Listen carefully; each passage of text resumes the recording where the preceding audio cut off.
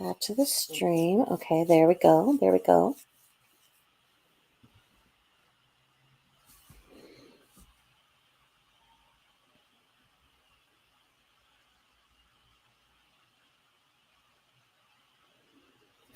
Let me see if I can see if this is showing on my YouTube. On my YouTube channel.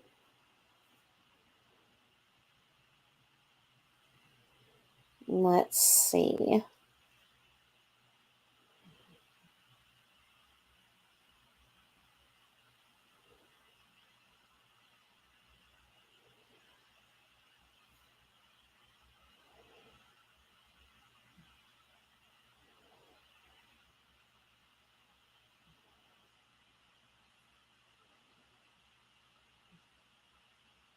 Ah, it does. Oh, wow, magic. It shows that I'm on. Oh, this is wonderful. It just doesn't look that I'm just not used to the way that StreamYard would look on my end. This is my first time using StreamYard. And okay, so the reason why I want to do these panel type things is to create a safe space because of so much of the drama and hurt and misinformation that has been out there since we have been dealing with the out of control train wreck shitstorm Michelle. I think that it's time that hi Mazzy. I think that it's time to start talking about the truth and what sobriety is and what sobriety isn't. And let me see if I can, there you go, add you in here. Can Hi, you hear me? I can hear you. No background or anything, no echo? No echo. Very good, very good. I'm so excited. Do you have an echo on your end? No, I don't. I just wanted to make sure because I had set up my computer so I could watch chat because obviously I can't see it from StreamYard. So I wanted to make Okay. sure that I had shut it down completely. That was the thing the other night when I was on Best of Truths, is I could hear my echo really bad and it was messing me up so bad. Yeah, that causes a big problem because then you hear yourself after you've already spoken. It Right. gets confusing. Right.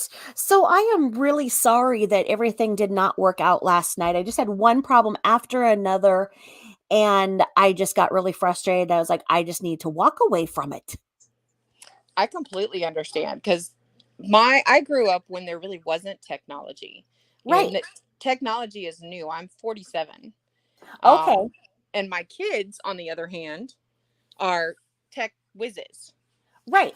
So I have to depend on them to fix the stuff that I mess up because I'll get in a program and get it completely messed up and then just get frustrated and shut it down.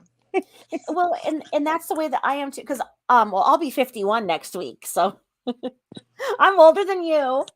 Well, not by much though. And so the I mean, we used to have typewriting classes. So Yes. did In you have typing? home ec class, and then you had Yes. yes. And so then I mean, to even think that this is out there and my kids are just so fast on it because they learned with this. So then they can't teach me in the way that I teach them because they're so far ahead of me. So I'll just sit here and wait and I'll try it myself and then I'll be like, help, get me out of this. And they're like, what did you do? I'm like, I don't know. I don't know. That's exactly correct. That is exactly how it is in my house. And in fact, the youngest two, which are 11 and 13, are um, the most savvy with it because Oh yeah. that's all they've ever known. My Right. oldest two didn't necessarily have computers in school except maybe once a week, so they did know more, but Right. the little two are all in it. Yeah, that's all they know. I mean, they basically don't even need to learn how to handwrite anymore. Exactly, exactly, and it made me so mad. It sounds horrible, but it made me mad that they stopped teaching cursive in Right. schools, and I forced my kids to learn anyway. Yeah, it's really interesting, and you think about how much time we had to spend learning cursive, and how much we'd get in trouble if we didn't hit this line and that, and now that's something not even on the curriculum. Exactly, exactly. It's not on the curriculum at all, and then the whole new math thing. I'm like, oh no, this does Nope. not work for me. I can't do it. I look at their stuff and I'm like, look, I'm going to admit that you guys are smarter than me. I'm just going to stand here right here and admit that you're all smarter than me by the age of third grade. Exactly, exactly. That's exactly how I feel. I surrender to it. Now, the thing about StreamYard is that I've seen a lot of creators get hacked. And so I was really afraid to use StreamYard, but I don't see how else to use it. Hi, Sweet Pea. I don't see how else to use it um, for a panel. So what I had to go in there is, what I saw is that there's this one link and it says do not give this to anybody. And then there's your secondary link that you give people to get on. So I think that maybe that's what was happening, because when there was all of the panels this summer over Kylie Rodney and stuff, I was watching creator after creator just get doxxed, and they were, in the middle of something live and they got doxxed, and I'm like, okay, that's not what I want to be a part of. So that's why I had always done everything through Discord with my lives. But I think that I have it figured out as to how it won't. But That's hi Mama. exactly what it was. Those creators Hi that were Jules. doxxed like that Yeah. had multiple people that had access to that link. Is that what it And was? yes, because they Okay. had people helping them with their channel. Is that what it And was? yes, ma'am. Okay. Okay. Because I I saw, were you watching when Zav Girl got hacked?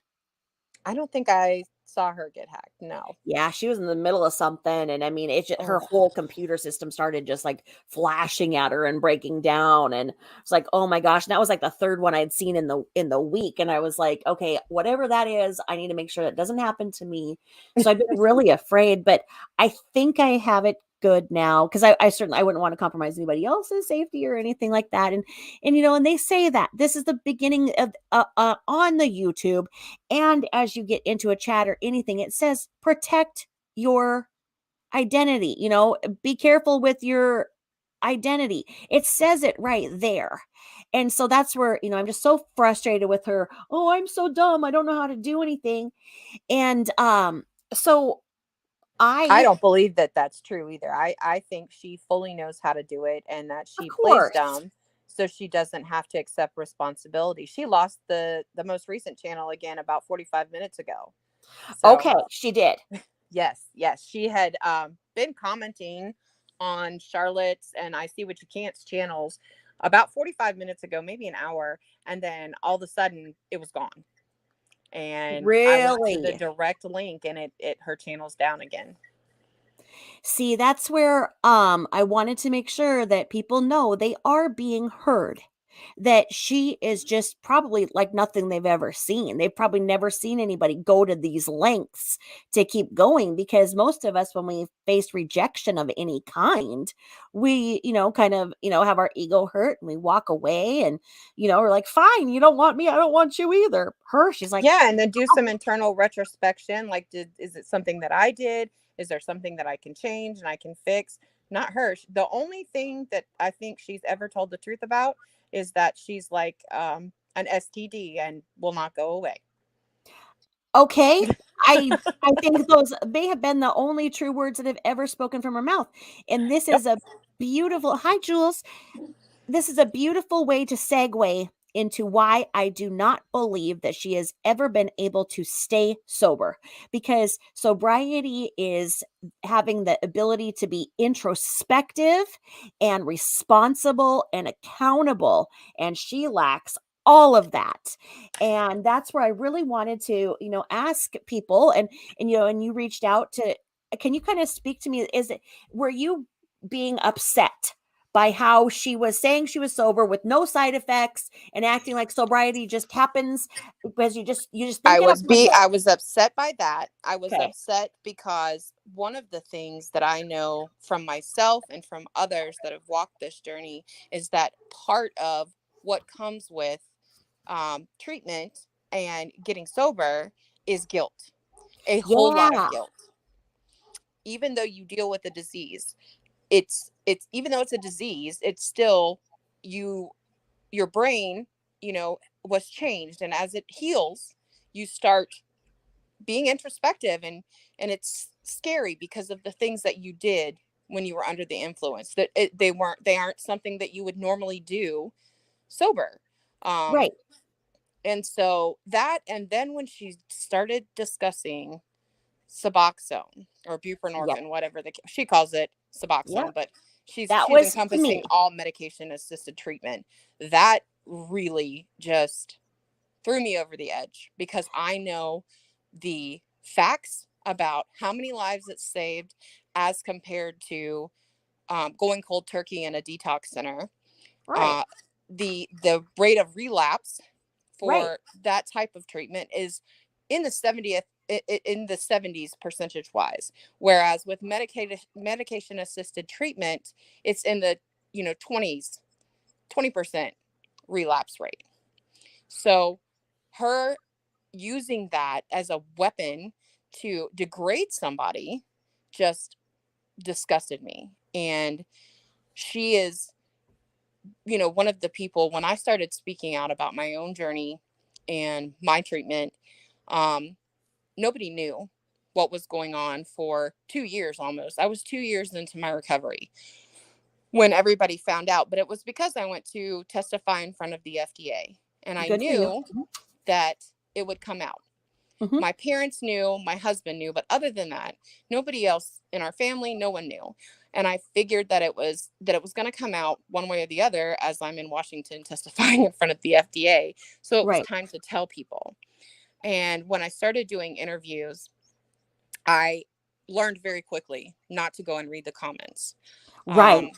Um, and I had to remind myself that a lot of those negative comments came from people who have been walking with someone they love in addiction, Yeah. and they are hurt and they are angry because their loved one hasn't been able to get into recovery and to become healthy again.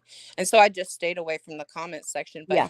my family, I had cousins. I had come from a huge family on my dad's side, and my mom's like, you would not believe the masses of your cousins on these posts telling people they better back off, blah blah blah. I'm like, Yeah. oh my goodness, I can handle my own. But it was very eye-opening, because I ended up doing so many different interviews, even with local news stations far away from me, like in Virginia, etc., Yeah. because people were scared. Others were scared to speak out for fear of losing their jobs, Oh, yeah. or, you know, losing family members that were disappointed in them. And that's why I felt like it was so important to speak out. And then hearing her discuss it so grossly, Mm-hmm. A, it's hurtful to the people who benefit from it. B, it's hurtful to the people who use it strictly for pain management and have never had an issue with addiction. And Like me. C, Mm-hmm. exactly. And C, it deters people that have loved ones suffering with addiction from looking at medication assisted treatment. Right. And that's where so I had to make that decision too. And right now my anonymity is still protected, and I appreciate that. I know I'm on borrowed time because I'm swimming in the shark infested waters. Hi up north, woman in the woods, thanks for joining us. So I knew that I would be taking a risk when I did my Suboxone story, and I recorded that. And it's embarrassing as to how horrible it was for me, and people get the wrong idea about Suboxone too. I have pain generating illnesses. One of them is Crohn's, and and it's a very painful disease. People know that. All of the other things. So I put this story up, just kind of so people would know that, because I was so frustrated with what she was doing. And then she twisted it and starts this. Oh yeah, people who sell Suboxone are talking about me. I was like, so why would I sell something? And I thought, that is her mindset. Why would I sell something? Because to me, it is like gold, because it allows me to function. It allows me to be a better mother, a better wife, a human out of bed, because my body wants to stay in bed. It hurts. It doesn't want to do anything. But when the Suboxone, is in me, it makes me realize movement is medicine, and I need to get up and go. And like I said, I would never think of selling them. So she's saying that she wants all of Penelope's videos down, and I reanimated them. I took the hate for Penelope. She's had enough of it. I'm here. I'm fine. I'll stand against somebody who falsely accused a veteran or abuses an animal any day. Come for me. I don't care. Say whatever you want. But I thought that this is incredible. And because I've never had an addiction problem. I had the pain problem. I did things a little differently. So then it was really cool how you and I connected, because then I was able to see the new advancements, as you told me they can do that implant. In that Right. implant, it's like kind of like I had the Norplant insert long ago and far away. It's It's exactly how it was, just the little things. So you have that. That would be a game changer if that is in people. So they don't have the ability to sell them. Number one. Exactly. I mean, I'm learning so much from you. So I love the way that we're now starting to really make friends. And because I didn't think anybody else was on Suboxone, I'm not going to tell anybody I'm on Suboxone. I made the mistake of saying it on my Facebook that I went through, medical induced detox with Suboxone induction. And I had this guy from my high school, and he just raged and raged and raged on me and called me the C word and everything, saying that Suboxone is not sobriety and all this stuff. And I'm going, what are you even talking about? I got pulled into a whole war I didn't know was out there, because some people think that people taking Suboxone are cheaters and they're still high. And so there's all of that, and I'm sure that Yeah, people are that's abusing it, but I'm not. exactly. In fact, what you're talking about when he was raging about stuff like that, when I was testifying in front of the FDA, there was a father there. He started a non-for-profit called Shatterproof, and his Okay. son had he had been through the ringer with his son. He had been through several completely dry detox programs and failed, and then found medication assisted treatment and was being very successful, was doing successfully, was was being successful at it. Well, he was attending NA as well as Okay. part of his regime, and his sponsor told him that because he was using medication assisted treatment, that he wasn't really sober. The What? young man went home and took his own life. Oh my God. Yes. And this father turned that tragedy into a way to make a difference. He's an amazing man. But listening to that, he spoke after I did, and I was already in tears Oh, because yeah. I'm not a public speaker necessarily, and testifying in front of all of these people with, education, with letters after their names that I have no clue what they mean, Right. was intimidating, especially only 2 years in recovery. But hearing him, it made me realize that me speaking out was important, because his son's life could have been saved had it not been for people's misconceptions about medication assisted treatment.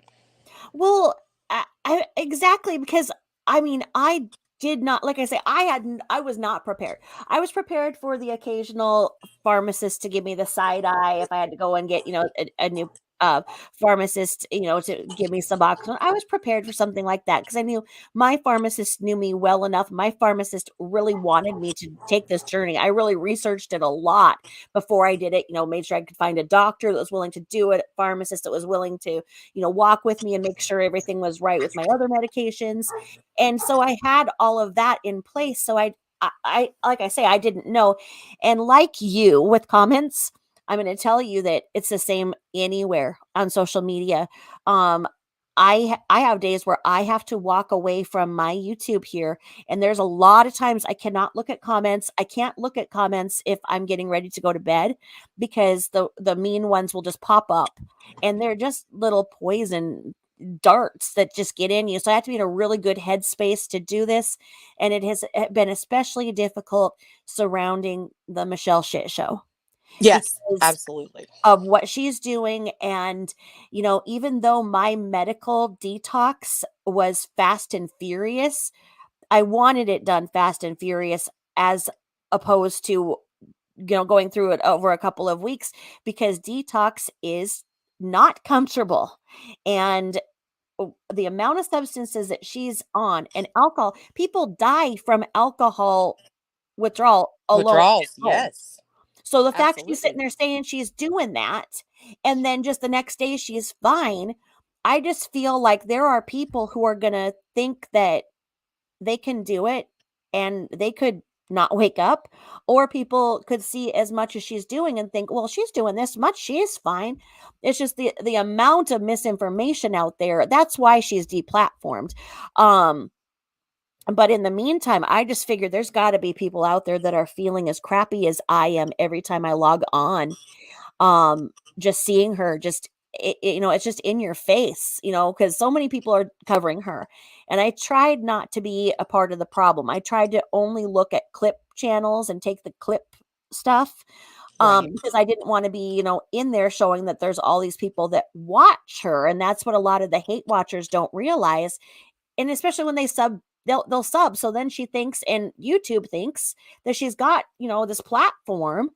So people don't really know what they're doing. I mean, and it's once again, it's technology that's out there, and our cohort, is women in our age. So if they aren't as in tune to some of the things that you and I are, then they're going to get a lot of misinformation, and they'll spread that misinformation. And I think it's important for people like you and me and others to have taken this stand, so that we're kind of, this lighthouse in the storm that says, hey, we're out here. And if you're hurt because of what you hear and what you've been through, you can come to me. And I'm speaking on your behalf as well. I assume people could come to you too and say, I'm Absolutely. struggling. Thank you for Absolutely. that.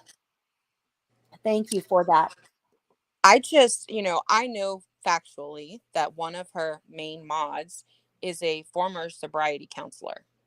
And What? that, yes, Tara F. Are That, you kidding me? I am not kidding you.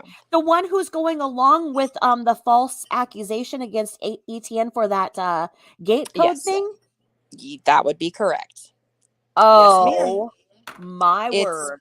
it disgusts me because how can someone who worked a career doing this, you know, turn around and support what she's doing and what she's saying? Her, her, her equating someone using Suboxone to being a felon Right. baffles me. I'm like, wait a minute, what?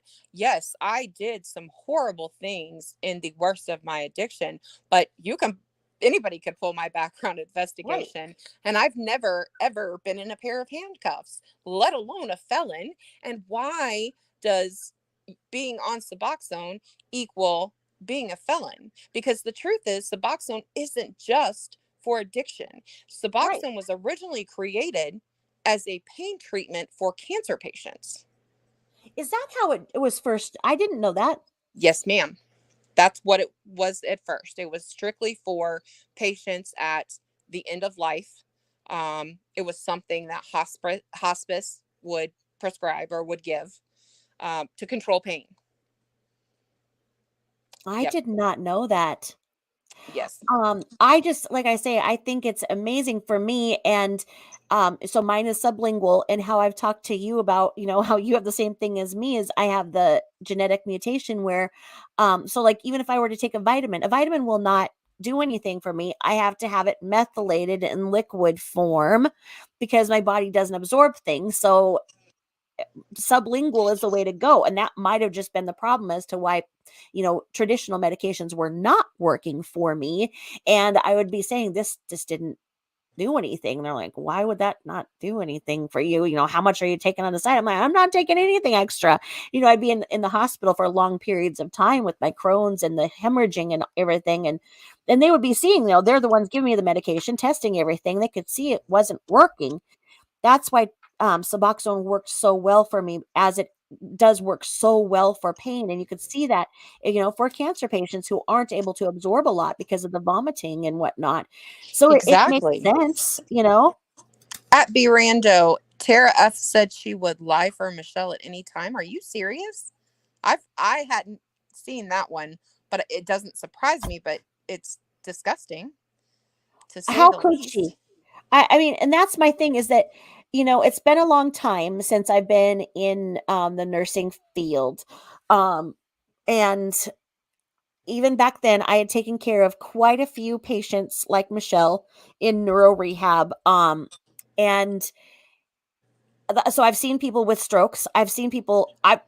she's not had a stroke. My son had a stroke at birth. And so, for 19 years, I've been a part of making sure that his life is optimized. So I know what a stroke looks like. I know how it affects the body.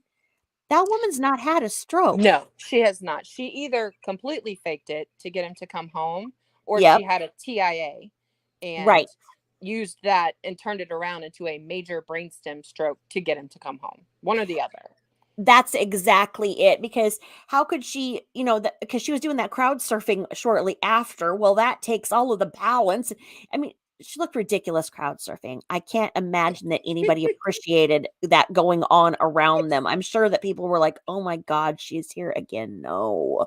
You know, but she's up there What's and you're going, every single part of her body works in its own way. She's not had a freaking stroke. There's no way. No, none whatsoever. What's funny is that concert where she was at, it's here where I live, and I'm always like, oh, I hope we don't have another one. And they just announced they're doing another Welcome to Rockville, and I'm like, oh, please, Oh please, no. no. Oh We no. don't need her in this town. Well, and that's the thing, is that why wouldn't Tara then be taking this opportunity to say, "Hey, no, Suboxone might be a great way for you to go, Michelle. In fact, they have it implanted now, so you could go through, rapid detox like Yep. that, like Tabitha Jane talks about, and then get yourself on a steady dose of 8 milligrams, and then there mine is 24 milligrams. So that just it's just talking about how the dosing goes, just to be honest and Right. candor here. So mine dosed for the pain is at 24 milligrams, where I saw for the implant you have to be at a steady dose of 8 milligrams. Is that Well, right? for me, with my implant, yes, I had 8 milligrams. Now, I did 7 different research studies with my doctor.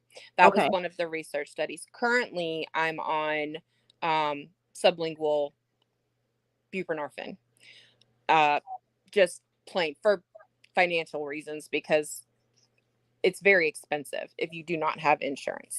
And Right. our insurance, we have VAs. It's not TRICARE, it's like the VA's version of TRICARE, and it's not, you have to pay up front and they decide what they're going to pay you back. Okay. So um it's not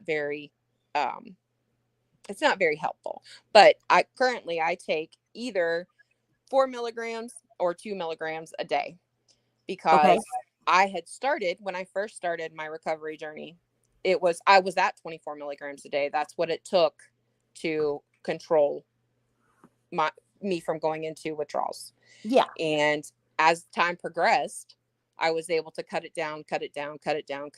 And now I remain on it strictly for the pain relief, because I know Okay. I can't get pain medication. I know what would happen again if I chose to, but I live with chronic back pain, chronic migraines, from the accident, from where I was rear-ended. I didn't, that was the other thing, is when I started medication assisted treatment, the first one I did was a research study, and they ask you all these questions about ways that you ingest drugs, narcotics. And the only thing I had ever done is take a pill. Right. So I'm reading these things. I'm like, between your toes, in your vagine, up your hiney hole, just all Right. of Right. these things. And I'm like, wait, what? Because I never had any Mhm. experience with any kind of stuff like that. But I realized that, there are others. One thing that I realized is that many others are addicted to heroin because the narcotics are too expensive, and it's a whole lot easier to get a hold of. Okay. So, I mean, Well, I've know senior citizens that were kicked out of the pain management clinic because they couldn't afford it any longer and have ended up on okay. heroin.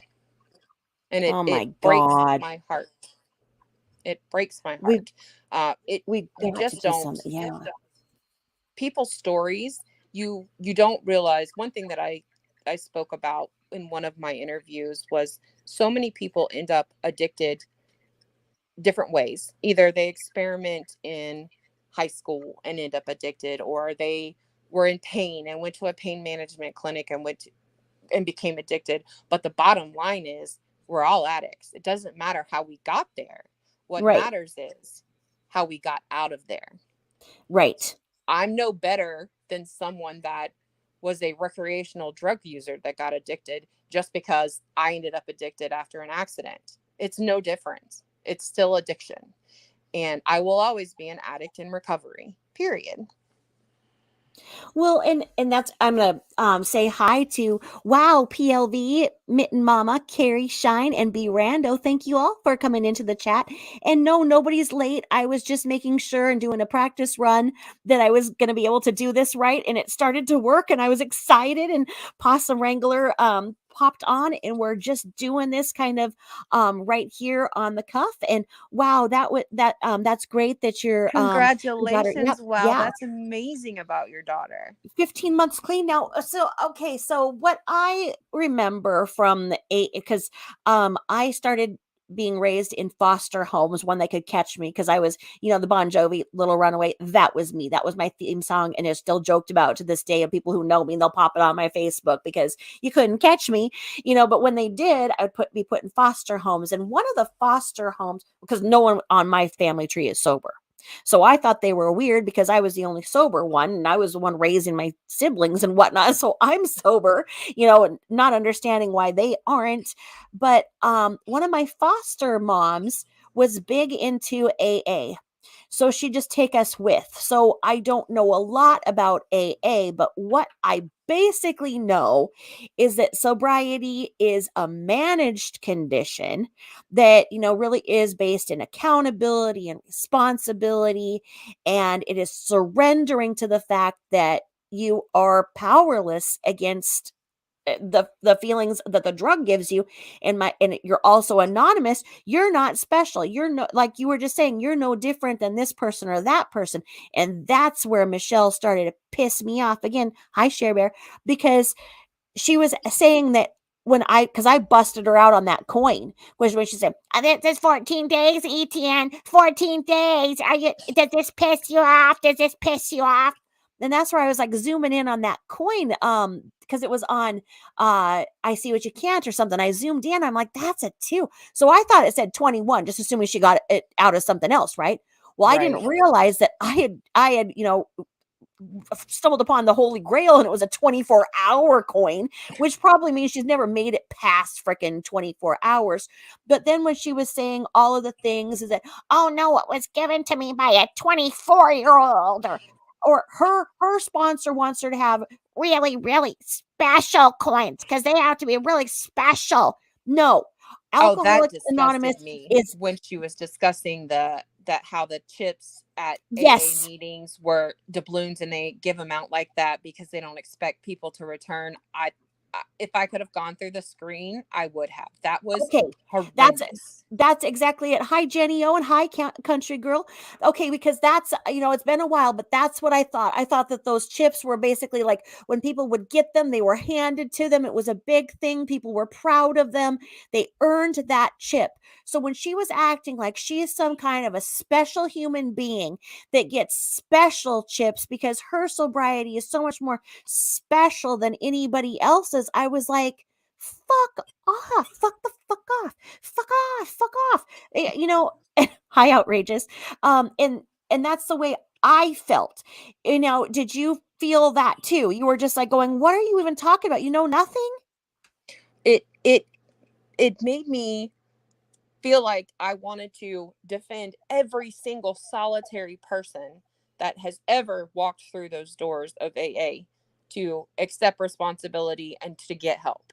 Because Yes. basically, what she was saying is she's more special than they are, she's more important than they are. Yes. They aren't expected to actually succeed. And she's so special that someone sent her this very heavy special coin instead of the cheap, worthless chip. Well, I know people that those chips, those cheap, worthless chips, are priceless to them Yes. because it means that they are healthy. Right. Exactly.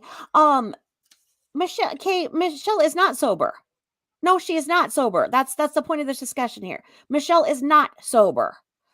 she is lying about her sobriety, and we are talking about how that triggers people that have earned their sobriety. Michelle is not sober. No, nope, nope, nope, nope, not at all, not at Not all. for 1 second. I don't believe she made it 24 hours. Period. She didn't. Maybe I maybe in think the that past.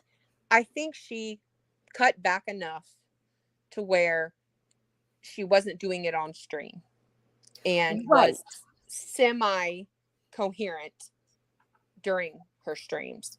But then even that went out the window. But why lie about something like that? Exactly. Shine, that's awesome that you've been sober for clean you've been clean for 8 years. That is amazing. And Jenny, oh, congratulations on your sobriety. And welcome in Tammy and Jack's mom. Um and let's see, when we've seen Michelle sober to compare, I don't know that she ever has been. Hi, Macy's mom.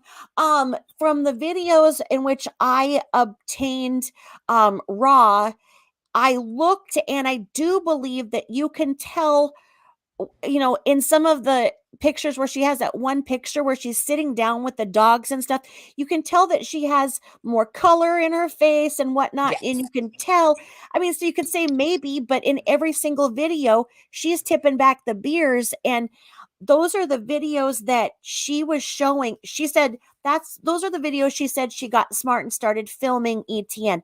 Those are the videos that she brought a judge to say that he was abusing her. And you see in there that he's saying, "No, Michelle, you're drunk.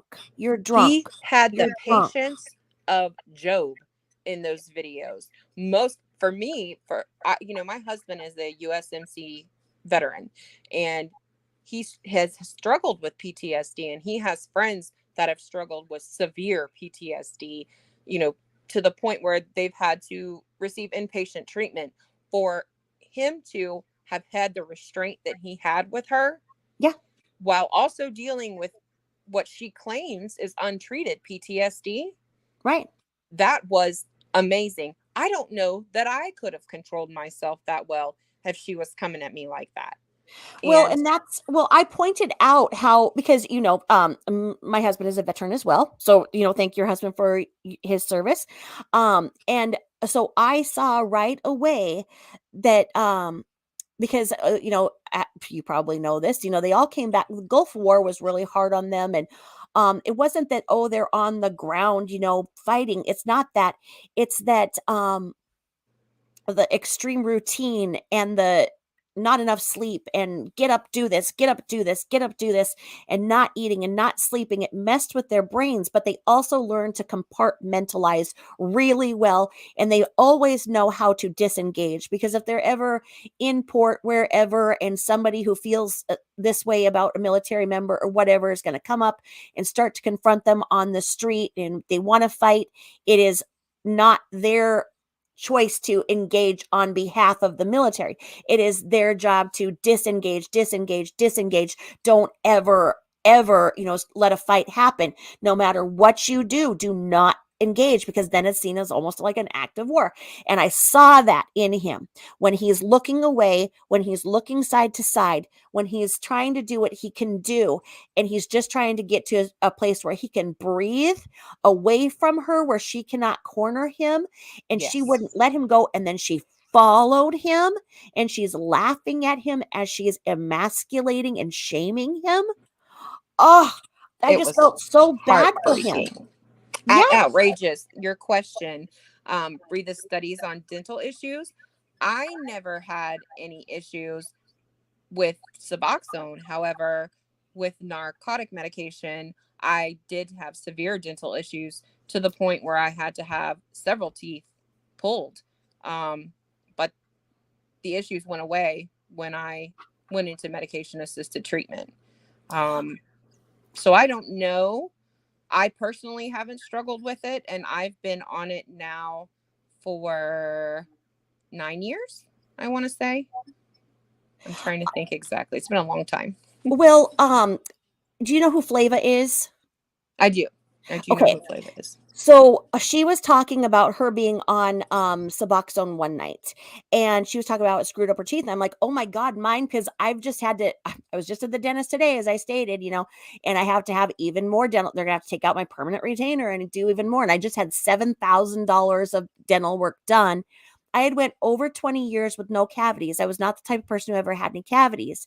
Now, since I've been on Suboxone, this is $11,000 of dental work so far and counting. And so after Flava had mentioned it, we were kind of talking about it, and somebody emailed me and said that there is a class action lawsuit for people who've had dental issues and Suboxone. So if you Google it and I Google it and we try to find, the person said that the class action is out of Wisconsin. I So there's should got to Google be that. I it. wonder if it's brand name Suboxone, because I don't know Yeah. that I've ever taken brand name Suboxone. I've taken Zubsolv, buprenorphine, um, Subutex, the implant. I'm trying to think of all the research studies I did. I think those are the different ones. And currently I'm just on plain buprenorphine. So I wonder if it's the brand name, the Suboxone that has those issues. I will, and see the way that, because then I had to figure out, me, I have to go deep and figure out, well, why would this be? What's in it? Because they said that one of the things that works on, because when it's trying to work on that part of the brain that is firing from the pain, is trying to control that also controls salivation. So it's making your mouth dry, which dry mouth causes cavities. So to do that and watch for that dry mouth at night. And so when I was talking to my dentist, I said, yes, Jack's mom, I do mine under the tongue. You can do them in the cheek too. So mine, I talked to my dentist and I said, well, I don't understand because I don't feel like I have dry mouth, but this is what the Google said. And he said it's not so much dry, it's almost that it makes your saliva just almost sticky. So it's going to stick on your teeth more. So, like, I don't have tartar, like, they can get the stuff off of my teeth that I can't get with my Sonicare. They can, so it's not tartar, it's just something else, almost like sticky, and then when that's on, that's causing the cavities. So I Hmm. think it's really interesting. Now I've only taken the Suboxone that's in the blue and white. When I tried to take the generic that was in the yellow, it started making my pain come back really bad, and I found a lot of people had that problem because of that generic. Isn't that wild how different generics can affect you differently? It's the same Yes. with me and buprenorphine. There are, that I know of, there are four different, I just take generic buprenorphine, but there are four different manufacturers. And Oh, one okay. specific one of the manufacturers has an orange pill. And that particular pill it doesn't affect me at all whatsoever. So my Really? pharmacy has to make sure that they have one of the other three. I don't know if it's the dye in it. I don't know if it's my MTHFR. I don't know what it is, but that particular manufacturer, I can't take. I can't take it. It doesn't help me at all. Okay, so then do you have to, okay, so I'm just looking at mine. Mine is through Indivior, Let me see. Indivior, and it's blue and white. And so my copay is $15 a month. I have to see my doctor once every 3 months. So I have a copay of, $30 for that. Each month is $15 for me. And it says that it would be $968 cash if I were to pay for it. So a Oh, month for supply the is almost a holy thousand bucks, Moses. but mine is That's 15. crazy. Yeah. So that's the thing, Mama's the is that boss. Suboxone is That's the was it other trial that I did. Mama's the was boss. it The shot that she's okay? talking about here, I did that in a trial as well. And I got shots. The shots were in my stomach. Yep. I knew there was another trial that I Okay. was forgetting. Jack's mom. Okay, Jack's mom. I'm obsessed with coconut oil, and I was doing that for a while. Because you do the oil. Have you guys ever heard of that? Of doing Oil oil pulling? pulling. Yes. Yes. So yeah, Jack's mom is saying that that would be good, so we can do that. But then the other thing is, don't spit it in the drain, because then it'll get in your drain, and then you'll have a big old problem. So you have to spit it in the toilet or outside. All of these things you're gonna find out from All me. these rules. And yes, back here in the chat, everybody's welcome. Just don't say that Michelle is sober because you'll piss me off. You can say anything else you want, basically. That's just not. So K19, I'm seeing you're saying this is the wrong chat for me to find people dealing with what I and a million others deal with. I'm not sure where that was, because the first comment was saying, "Oh, that's great that Michelle is sober." You're welcome to stay here, but we are talking about a problem and we are solution oriented. So we're talking about how Suboxone has helped us, and for somebody who is obviously in active addiction to be being so irresponsible with her actions on a live platform, it just isn't okay. So as long as we're being honest in here, everybody is okay to be in here. I have no problem if people aren't sober and they're just listening to maybe possible options. Come on in. Oh, and then here's my favorite hooker. It's Now this is my friend here, and she knits. So she uses those crochet hooks. So I call them a hooker. So I call her a hooker. I knit because murder is frowned Uh-huh. upon. Oh my No, because goodness. she's I doing. She's like clowning me. She's I clowning me. like I the said, "Don't say handle. it." She says, "Michelle is sober." She's clowning me because she's a hooker. The person that y'all are talking about that was or is chatting in here, I guess Kay is her name. I can't see Yeah, her, so I'm wondering if she's not a mod in Michelle's chat, because probably I'm is. guessing I must have her blocked. And I hope you Oh, know, Kay, if you're still here, that it's nothing personal. I just cannot get behind somebody supporting her behavior. so you were not able to see her, huh? No, not at all. Okay, well, let's make sure that nobody can. Let me pop her out. Because this is a safe space here. So we're going to go there. And there you go. Blocked user. Oh, bye-bye. Trapdoor. There we go. Oop, oopsie. Oopsie. Oopsie. Oops. Oopsie. I was like, wait, what are y'all talking about? I don't see this anybody talking about Michelle's being in a positive way. And then I realized, oh wait, I bet I have them blocked. Oops. Way to make my blood pressure go from 0 to 800. Say Michelle Sober. No. You know, Oh, the superior, it's the superiority complex is that she has is so bad, and that's what we're talking about, because the concept in sobriety and AA and NA is that even if you are the most famous actor in Hollywood, you are no better than the high schooler who just got hooked because they got a sports injury.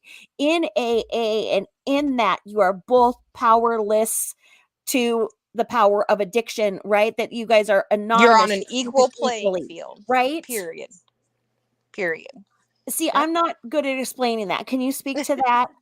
Yes. Basically, everybody that is um, there for the reason of recovery, sobriety, it doesn't matter if your career is the world's best attorney or you are homeless living in your car. How you got addicted doesn't matter. What matters is you are an addict who is accepting responsibility for your addiction and trying to get better. And everybody is the same. Everybody is equal. No one way is better than the other. As far as I became addicted this way, this person happened this way, it doesn't matter. You still end up with the same result, and you still have to work the same steps to be healthy. Period. Exactly. And outrageous here, brings this right up, right to you. She says, or she or he, I'm sorry, they says, we are all one accident away from a chronic pain patient. Would you like to speak to that, Possum? Yes. In fact, that is how I became addicted. I was at a red light, and I had people on both sides of me and someone in front of me with an infant in a car. And I saw the person that hit me coming, and he rear-ended me going approximately 65 miles an hour. I stood on my brake because I could not see I knew that if I let off the brake, the vehicle would roll and there would be more give.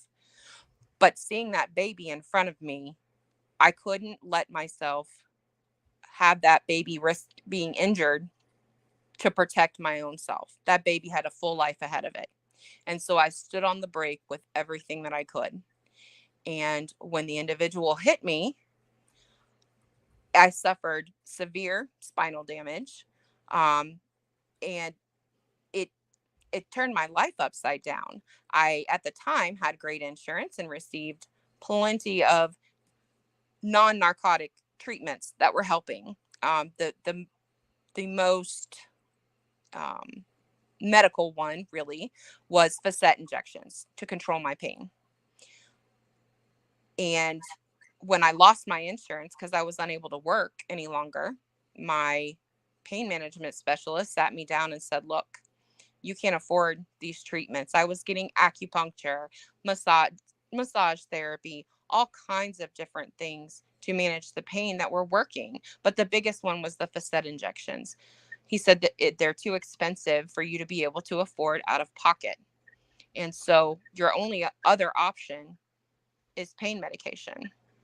And I really was naive. It sounds silly, but I knew that I had alcoholism on both sides of my family. So I was never a drinker. I never messed with drugs. I assumed that a doctor saying that this was okay was I was going to be fine.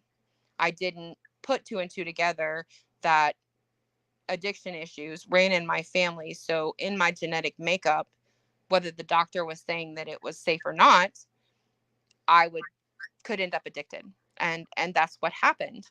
Um, and I started needing more and more and more and more. And then it got to the point where my pain management specialist fired me because there was nothing, they couldn't increase it anymore. And I started robbing my parents, stealing jewelry from them to pawn, to buy medication on the street just to not get sick. At that point, I was taking approximately 35 hydrocodone 10. I don't know if you're familiar Yeah. with what that is, if anybody's familiar with what that is, but it's a pretty strong pain pill. But I was taking 35 of them a day. A day? Yes, just to not be sick. It didn't even touch my pain anymore. Oh my word. I'm so sorry.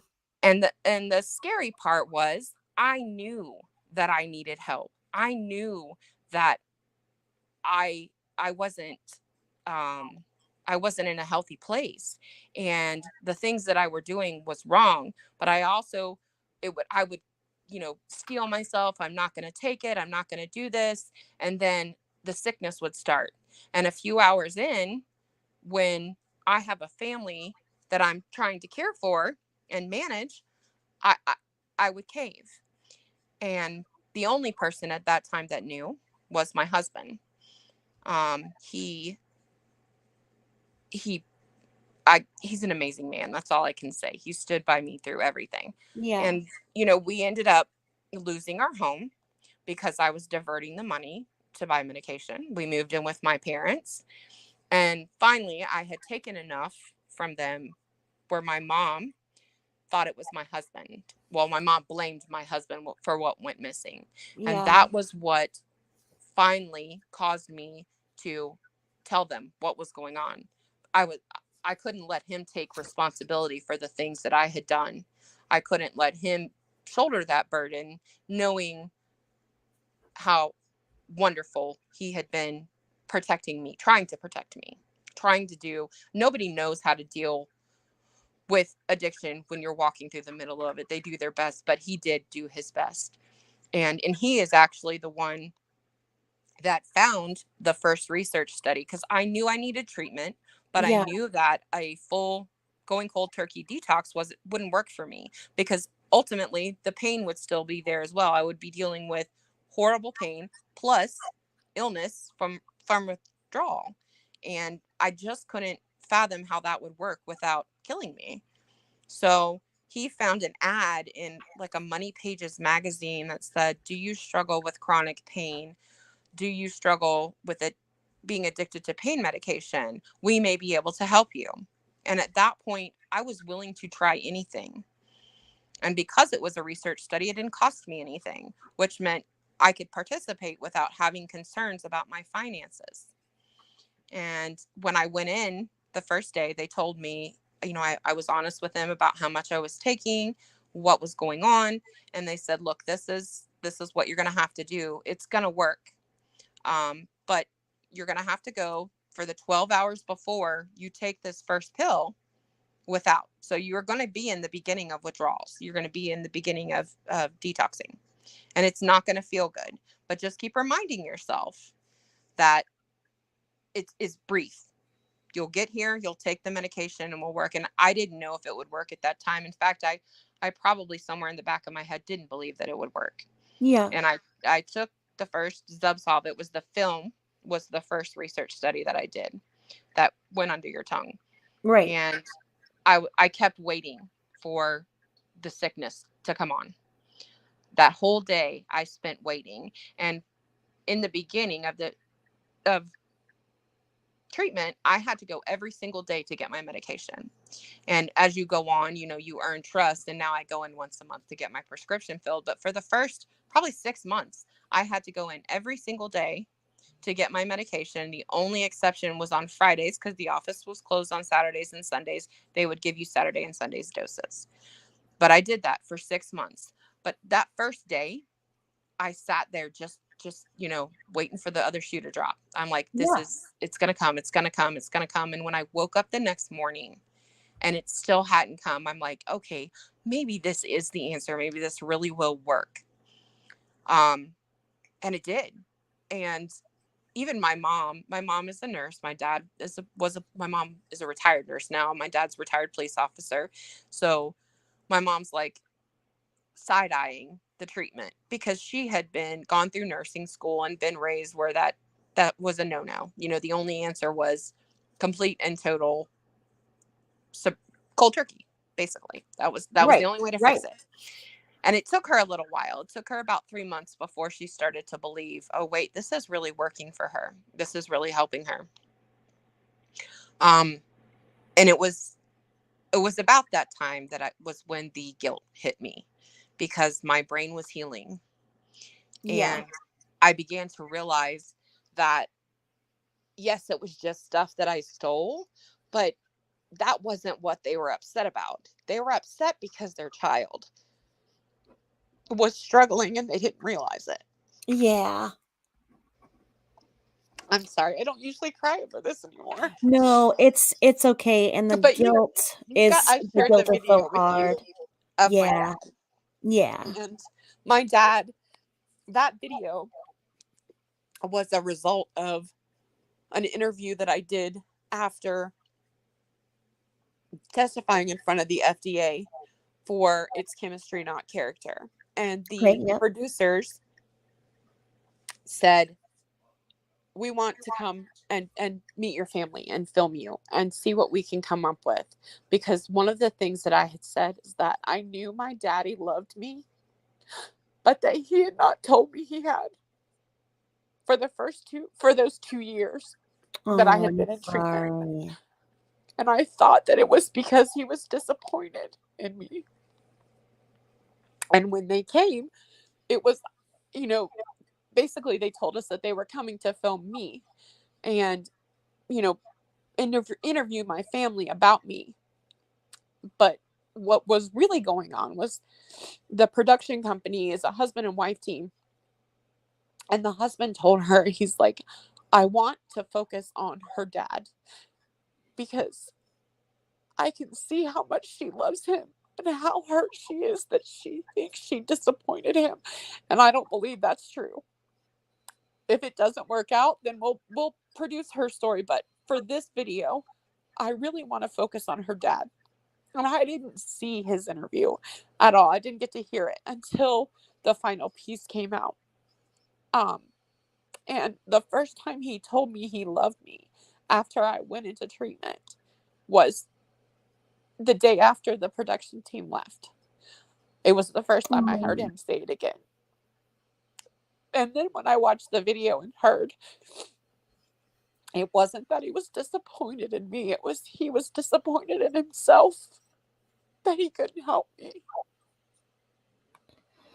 And that's what a true daddy does. And thank you for sharing that video, because you can just tell you're a daddy's girl and he's a daddy, and you're Very just much. everything to him. And Very I much mean, he's so. just a daddy. And like, if there was one gift I could give every little girl in the world, it would be a daddy, because a girl with a daddy is just a strong woman, a good mother. And you can just see it in you and him.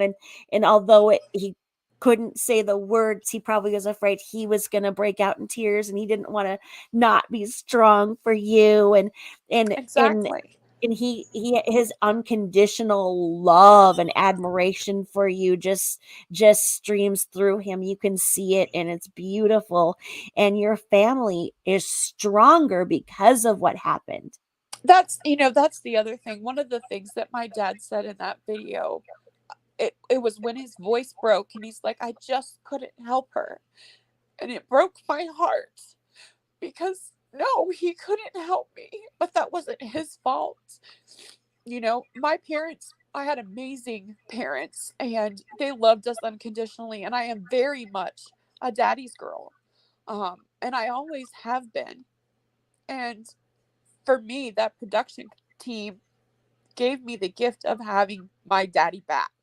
Yeah. He was there, but it was different. I really felt like I knew he loved me, but I felt like I disappointed him, and so he was withholding those words from me. And it didn't matter because he was still there for me. But I just wanted to prove that I was doing the right thing and I was getting better and I wanted him to be proud of me. Oh, And when I he is. heard him He is say so proud of you. that what he struggled with was that he just couldn't help me, it broke my heart because it wasn't his responsibility to help me. And I know the burden that you feel when your kids are hurting and you Yes. can't help them. Um, and I was so grateful for them for making the video the way that they did. He really, he's an amazing man. And I chose my career. I had a career in law enforcement and the judicial system before this because of him. Yeah. I spent my life being proud that my daddy is a police officer. Yeah.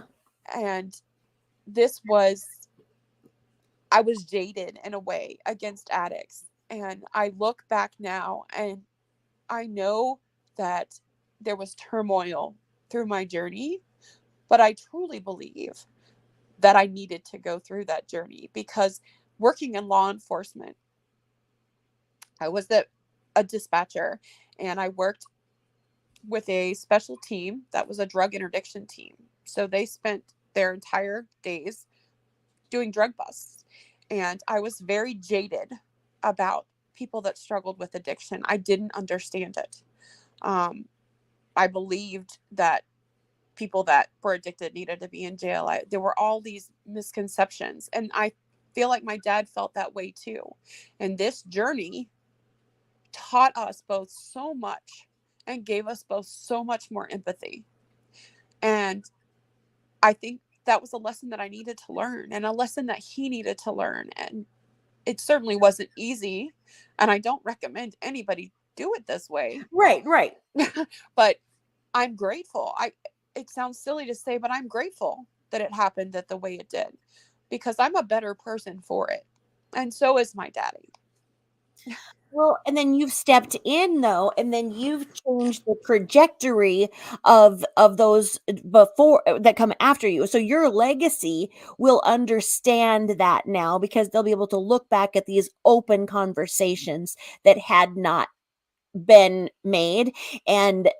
And so you've taken this great step to honesty and candor and empathy for situations that you don't understand. And it must have just been this huge learning curve for all of you. And like I say, the video, and maybe maybe someday you'd like to share the video on one of our panels, or if anybody wants to individually reach out to Possum Wrangler, Yes. she If might share the anybody would link. like to individually reach out to me, please Yes. do, and I'd be happy to send it to you. Grab tissues because you're going to see it, and you just see this amazing family. Now, one thing I have to ask is in the part where the doctor was. Now, I understand that sometimes Eastern Indians are sometimes a little bit brash with the way that they say things. They don't mean to be, and they're so smart, and they're, Right. so smart in that. But where he said that it's a character defect to be an addict, how do you feel on that? I believe personally that it was a journey that he took as well. He's still my doctor, Dr. Vijapura. Is that who Okay. you're talking about? Yes. Yes, he's still my doctor. And he became one of my biggest champions, honestly. I think his concept of how it worked changed as well because he was one of the very first doctors here in Jacksonville that offered medication assisted treatment. He pushed it because the doctors here were like, no, we're not going to do this. Right, right. Um, and he pushed it. And I remember thinking at first that he was very brash. But as time has gone on, I have his personal cell phone. When he does interviews locally, he'll call me and ask me to appear with him so we can speak together. Okay. He's a really amazing man. His son has taken over his practice, but I still see him directly. It's Okay, just, so it was just the way that he said it. yes, I was it like, was the way that "Oh, I he don't," said it. but that the way that he in I'm stereotyping, I'm sorry, but for my doctors that have been there because of my issues and stuff, I've seen a lot of infectious disease doctors, and a lot of them are Eastern Indian, and they're very, very strict in what they say, and it just sometimes you're just like, ah, that's kind of mean what you're saying, you know what I mean? So I just saw that and I was like, I Yeah, just he's become much more progressive, I will say, okay. especially since his son has taken over. Because, and I know that not everybody agrees with this, but he and his son are both supportive of the use of medical marijuana, as long as you're honest about it with them. Right. If you are struggling also with anxiety, that depression, stuff like that, in proper amounts, not just random willy nilly spending your whole days that way. But most doctors, especially medication assisted treatment doctors, are not supportive of that. And it makes me very proud because he has many patients that do struggle with severe anxiety and severe PTSD, also connected to their addiction. That's not something that I ever had, but I've Right. seen them and I've seen how beneficial the use of medical marijuana can be. Is it for everybody? No. Do some people probably need to avoid it? Yes, but so many benefit from it. And that makes me proud of him because still other medication assisted treatment doctors here in our area are no go, even though it's legal here in the state. But they are supportive of it. So I think he's an older man. He's well into his 70s now. So it's been a journey for him, Yeah. 100%. And I'm actually really proud of him. Well, and that's another point too, and this is a very frustrating aspect, is that there are so many of us that have an anxiety, depression component and a pain issue. So what my state, I live in Minnesota, and it's incredibly strict in all of aspects of it. And so you cannot have any two drugs from a different category prescribed at the same time. So you're either got to choose if you want your pain managed or your anxiety managed. And that was very difficult for me because one of my issues is I have a very painful bladder disease called interstitial cystitis. So my bladder hemorrhages, it has sores on the inside. It's listed as the most painful human condition. So my whole Ouch. pelvis will clamp around the bladder because of the extreme pain that I'm in my bladder. And so I was given vaginal Valium. So it was not systemic. It was vaginal Direct suppository. It would delivery. go right. So it's not that I'm taking a Valium. It didn't make me systemically tired, but at night we'd do that, and then that would just help get things into it, kind of reset that cycle. So I wasn't so clamped because my ligaments ended up getting entrapped. I've had to have multiple surgeries, so it's very frustrating because they cut me off of that because I'm medicating my pain by Suboxone, or the way I was. So it's just there's so many That's a things. problem. It's a problem here too, but Yeah, that's what I mean by him speaking out about it. He has done several conferences discussing the benefits of properly treating your patients, basically. right. As Because individuals, what help are you giving if you allow them medication assisted treatment, but then they're dealing with such severe anxiety that they can't function? absolutely. They're more than likely going to end up back where they were to begin with. And he's like, any means possible that is safe, I believe, that should be explored. Each patient is an individual, and it might not be for everyone, but as doctors that treat patients struggling with addiction with medication, we need to be open to other types of medication for other issues. Exactly. My mom, I know what you're talking about as far as choosing a one way or the other. My mom has had a knee replacement in the same knee 3 different times and has chronic pain in her knee, and sees a pain management specialist for her half of a tramadol every day. That's what she takes. She has the lowest tolerance for medication. And they told her that her prescribed Valium, or not Valium, Xanax, I think, Yep. that she was taking maybe once every 2 weeks. If they tested her and it came back in her system, that they would take her tramadol away. Right. And tramadol wasn't even listed as a narcotic. As far as I knew, for a long time, it was listed as an anti-inflammatory. Yep, they reclassified Yes. it. And this, going back to, this is where I was getting so frustrated, because who is sitting there bragging about getting her Valium or benzos. So she's openly taking her benzos and the pain thing, saying that, oh, her doctor prescribed it to her because of the stress of the divorce and all of this. It's like bullshit.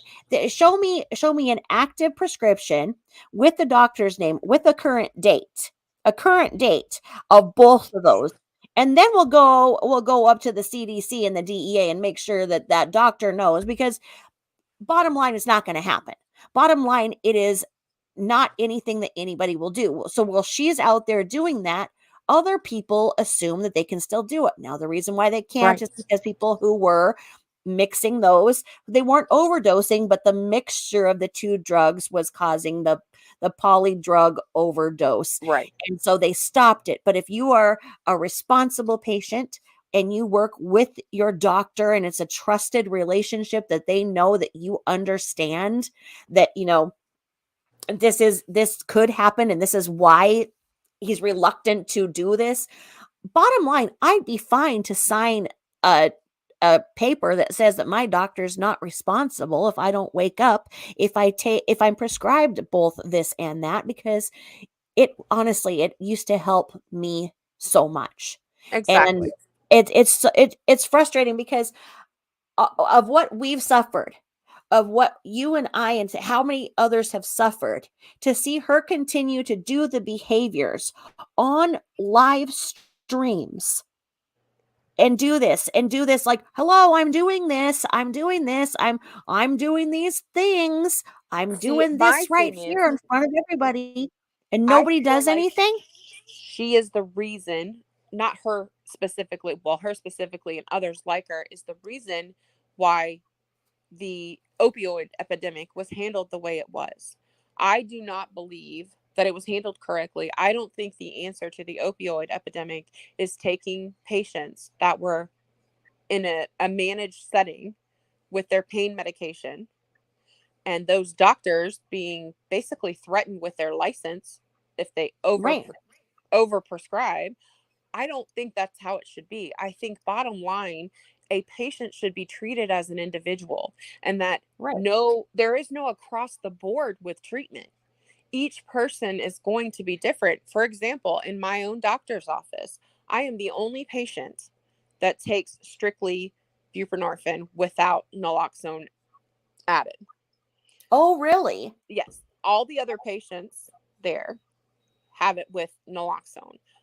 Because I've had such a long-standing relationship with him, and I've always been a compliant patient. I've never had any tests come back the wrong way, anything like that. Right. Financially, it was a huge difference. It was $360 a month for the with naloxone and $50 a month without it. So for Oh, me okay. specifically, for financial reasons, he allowed it. But they even give him a hard time about that he's prescribing it to one patient. But he will defend me to the end, which I greatly appreciate, because 300 and something dollars a month is a lot when you have 4 kids. Oh, There's so many other yeah. places that money could go. Okay, so here we go. Here we go. The fact that she has disability, Medicare, and TRICARE paying for all of that and all of that she abuses the system for, and then still gets $3,000 donated to her in a week. And Did then that piss claims, you oh, off? she was being sarcastic. No, she was not being sarcastic, because that was during the same time when the whole $10 request thing happened. And she had so many cash apps to scroll through that she missed that one was a request and sent it and approved it. So, yes, it ticks me off. She gets money hand over fist. I think it has significantly decreased at this point, but there are still a handful of people that send her loads of money. And I'm like, aside from all of her evil, vile nastiness, basically, they're co signing her death. If they Okay. keep it up, she's not going to be alive. And that's what I said. What, 3 weeks ago, I said, you all can see me as the biggest bitch out here, that I'm taking this stance that I will not negotiate with her. I will not talk to her. I will not take the videos down. But you know what? I may be the greatest enemy, but I'm the greatest non-enabler, and I'm not going to be any part of what's going to happen, because the rest of them are doing something weird, in that it has been suspected for months that they just want the unthinkable to happen, so then they can have all the content on that. Is it, oh no, prayers, she didn't make it. No, because nobody can be watching this. Once it's hit that circulatory system, as it has, I've not seen anybody go much longer. That's how Anna Nicole, because Yes, when she had the, it was the abscess, and then she got the pneumonia and everything. She had the systemic infection. She was on IV antibiotics and pulling her crap, so she didn't take the full course of it. She should have been laying down, getting rest, getting hydration, shutting up, staying off the phone, and fighting for her own life instead of fighting for cash apps. exactly. Exactly. And even if she's not willing to do it for herself, those in her chat that claim that they love her and they support her, if that was true, if they truly loved her, they wouldn't send her a dime. Exactly. Their response to her would be, you need to get help. And until you get help, I can't support the things that you're doing. Otherwise, when something happens, not if, but when something happens, they're going to walk around with that on their shoulders for the rest of their lives. And I hope they really think about that, because walking around with the guilt of being partially responsible for someone's life ending is not something they want to deal with. I mean, I can't imagine how they would. It just, yeah, I couldn't do it. Well, and you guys, I'm watching the chat, and thank you so much. And hi Be Life one. The thing is that, so Be Life, I don't know if you were hearing earlier, but Possum told me that Tara, the one who's her new flying monkey, who wants her to go and do the meet and greets and everything, who's enabling her and backing her up on everything, is a former chemical dependency counselor. So this Tara has very good insight on what she is seeing in Michelle's behavior. And I had heard that the Veronica is a retired nurse practitioner. So at first I thought maybe she was really advising her on what medications to take for detox, but then still there was no signs. And then when I busted her out on the coin and busted her all out that she had not even made it 14 days, she hasn't made it one day. She's changed from something to the other, and she's being mindful of not being on camera as wasted as she is. She's only doing the day streams because she knows that ETN has the opportunity. She was fine when she had months away from when he could get the house.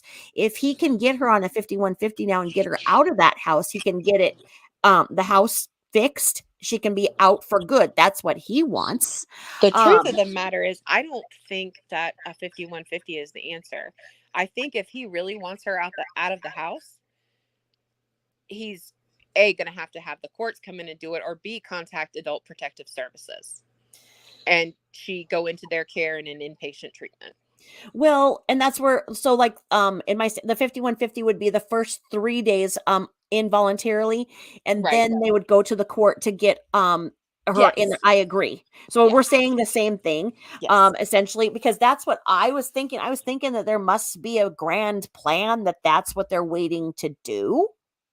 I hope that's the case, because honestly, that's the only thing that's going to help her, and protect the citizens that would have to go there and serve her and have her removed. Because that's where I think the gate code thing is, because she's so mad that those police officers, because she had told the police, she told the 911 operator that they're not allowed to come to her house. Well, the fact that the law enforcement knew the gate code, that pissed her off, because she thought she could pull whatever she wanted.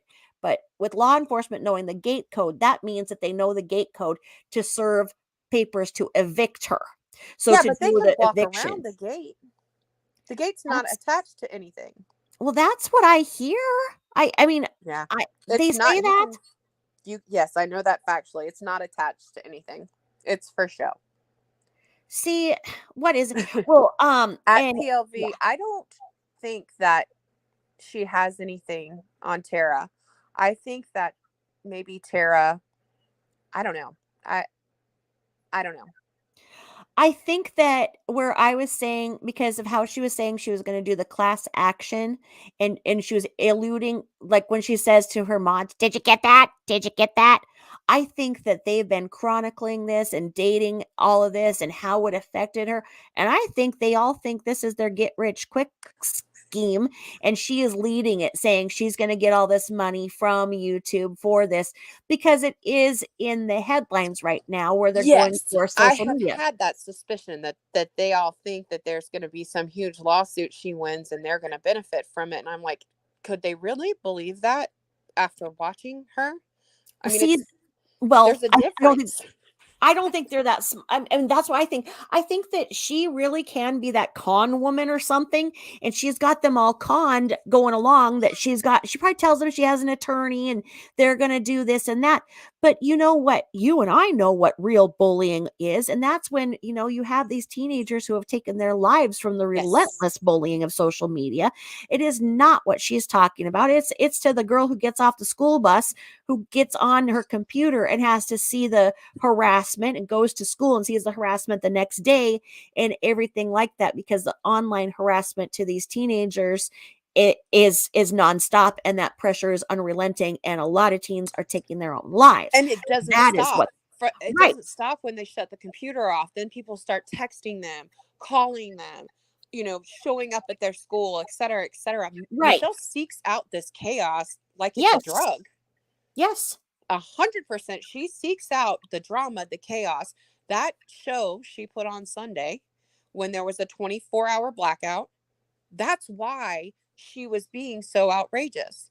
She was upset that nobody was talking about it.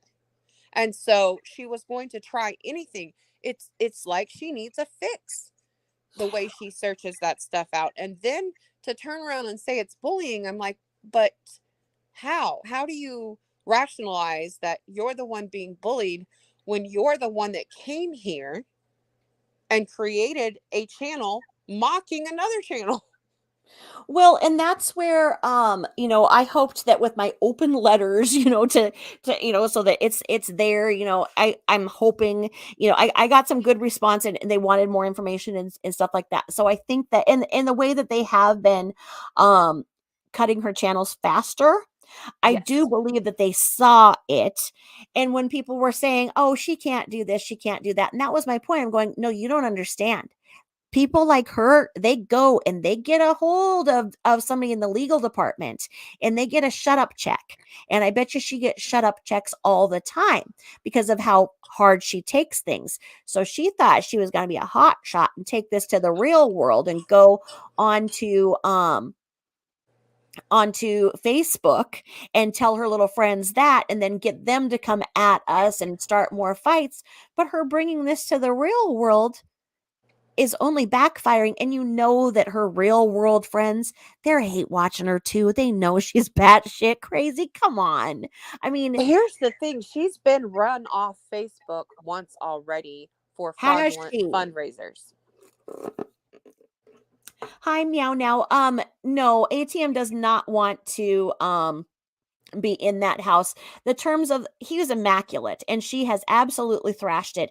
It's not inhabitable by humans right now with the rat shit, bat shit, the bats alone. They can't have people in there servicing that until those all of those infestations are taken care of professionally. So he doesn't want anything, he does not want anything to do with this, from what I've heard from somebody from reading the legal documents, And he is also that couldn't move in there right now because they have restraining orders against each other. yes, So which he she couldn't just violates. go there and move back in.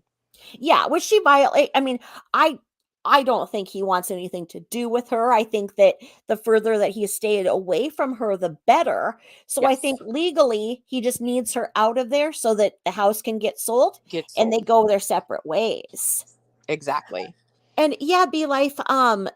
That's what that's the thing, is I was trying to do my news coverage of the bats for the people who didn't know, and I really was, my stomach was turning. I was trying to be a responsible reporter for the TWAT news channel, and my stomach was honestly turning. And so poor the happy Mimi, or she is a deliverance pastor, and she was new to my channel and suggested that maybe I had a demon inside of me because she didn't like the noises I was making. And Oh I'm like, goodness. I'm like, no, I'm honestly trying not to freaking barf looking at those bats in there. And there's a reason why. It's a visceral reaction. Us See, as I had humans, a different reaction. My reaction was fury well, because yeah, her whacking on him like that. yes. I was like, ma'am, what are you doing? They are harmless. They're not touching you. You allowed them to be there, which they shouldn't be because there's lots of diseases you could end up with. But because you're not preventing them from being there, that doesn't equal you get to abuse them and flick them and smash the metal up against. Oh, Whoa. I, What? And see, I love that's, animals more than I love people oh, me sometimes. too. So, especially when it comes to her, and then hearing her talk about shooting armadillos, I'm Okay, like, yep. lady, that why are you? No, that's not okay. Especially pregnant ones. They're probably Yes, like wobbling back and forth, just trying to find a nice place to nest. And then she I thinks could we can go out there and understand. shoot them? I could understand if she had horses, which armadillos can cause problems with, and she trapped it and had it relocated, or even if she did have to euthanize it. But there is nothing in her area. She lives backed up to woods. What does she expect? You know, Exactly. she talks about coyotes all the time. There are not that many coyotes where she is. Are there coyotes? Certainly there are coyotes. And are there armadillos? Yes, but there's not 100 million of them living underneath her house. There's probably one pregnant armadillo, and then she kills it and another one moves in. I just I don't get it. I really don't get it. Well, I'm and like, that's the thing. Well, ugh. but how are the bat? Because she said that the bats had been fixed the one time.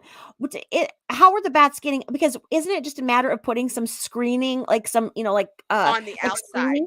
The Yeah. screening, that screening that she stapled up on the inside. Oh God, She that's why. doesn't want the screening to detract from the exterior of her home. That's why. What? Yes, But nobody sees it if she's in the middle of nowhere. exactly. But and it's not even like it's that obvious. It's up there, way up high, and it's a wire mesh screening that goes over that vent. You can't cover the vent because that's the vent that lets air into the attic. So it's just like a mesh wire screen that Right. has an exit on it. And once the bats exit out through there, they cannot get back up in. And so it would prevent it altogether. But instead of doing that, she just took a piece of chicken wire and stapled it on the back and doesn't care that there's piles and piles of guano in her attic. So so once they're in, they can't get back. That's what that container of them was. No, they can get back out. That thing that it's stapled to is a vent to her attic. But that metal thing only prevents them from fully coming inside of her attic. They can poop in her attic, just their little selves can't be wandering around in there. Apparently at one point they were wandering around in there, and when bat removal came out to do what they do and tried to put up the exterior wire mesh that allows those bats to get out and go fly away, but then there's no way for them to get back in. She said no, because it would detract from the exterior of her home, and just stapled a piece of chicken wire to the back of it on the inside. So they're I not mean, trapped there. They leave, and at night when it's time to go look for food, they all leave and then they come back. Another simple fix for that, even without doing the wire mesh on the outside, is bats don't like people. People are loud right. and noisy, and there's lights and there's all these things. So if she would put bat houses on the trees at the furthest edge of her property, they would transfer themselves there because they don't want to be around her. Period. They don't want to be around people. That's not their thing. Well, see, I love them. I think they're very cute. And when I've always been told that if you see one in an area, it means that everything in the area is well balanced, that the bugs, And they're the great wildlife. mosquito control. Yeah, Amazing mosquito control. exactly. Lissy, oh, that's interesting. That's good because that actually makes sense. So I'm glad that the bats can get out. See, I thought that they were just sitting there dead. I couldn't understand what I was seeing. It And they weren't baby bats either. That was a lie also. Is that what they're and they're Baby bats stay on their moms. Their moms do not leave them behind when they go out to hunt at night. They are attached to their moms when their moms go out to hunt. Those are a breed of bat that is exceptionally small in her area. okay, so it's because they don't look like anything I've seen. I've only seen the black slickery ones. Right. It's just a specific, not breed, but species of bat that's in her area. And Okay. so and when she's talking about it's illegal to move them when they're pregnant, that's not necessarily true. And during that period, it's only a 4-week period if there are pregnant moms, which I didn't look that closely. But when she showed them, it was far past that 4-week period where you're not allowed to mess with pregnant mothers. Well, I mean, and that's the thing is that, I'm from Washington State, and when the governor, his house got bats, and like they had to move him out and everything, and it was this big thing, and put the Oh yeah, governor into, because they didn't know if the kids then had this and that. So I I was just like I was saying, I don't think anybody can go in there. I don't think It it's safe does for anybody to go thousands. in there. Just what she showed, that guano on the ground like that, is Yeah, thousands and thousands of dollars worth of proper cleaning. isn't it? Yes, it absolutely is. And Lissy, I just read your comment. I have heard the same thing, that Okay. his sister on his father's side um, is the one that has been putting money on his books and that he plans to live with. Oh. Yes. Okay. So Yeah. I hope it's true, because I think that would be his best chance of turning his life around. She's gonna try and live with him though. That's her plan. That's her plan. That's why she started being nice to him, because when she didn't need him, she said those horrible things to him. Did you hear her try to blame him Oh for the man, she divorce? blamed him. She's been blaming him for everything since she's come to YouTube. And I'm thinking, wait a second.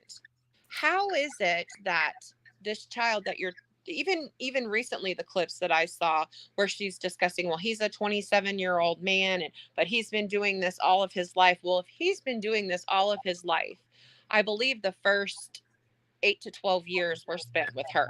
Right. And so then where did he learn it from? Where did he learn that that's how you behave?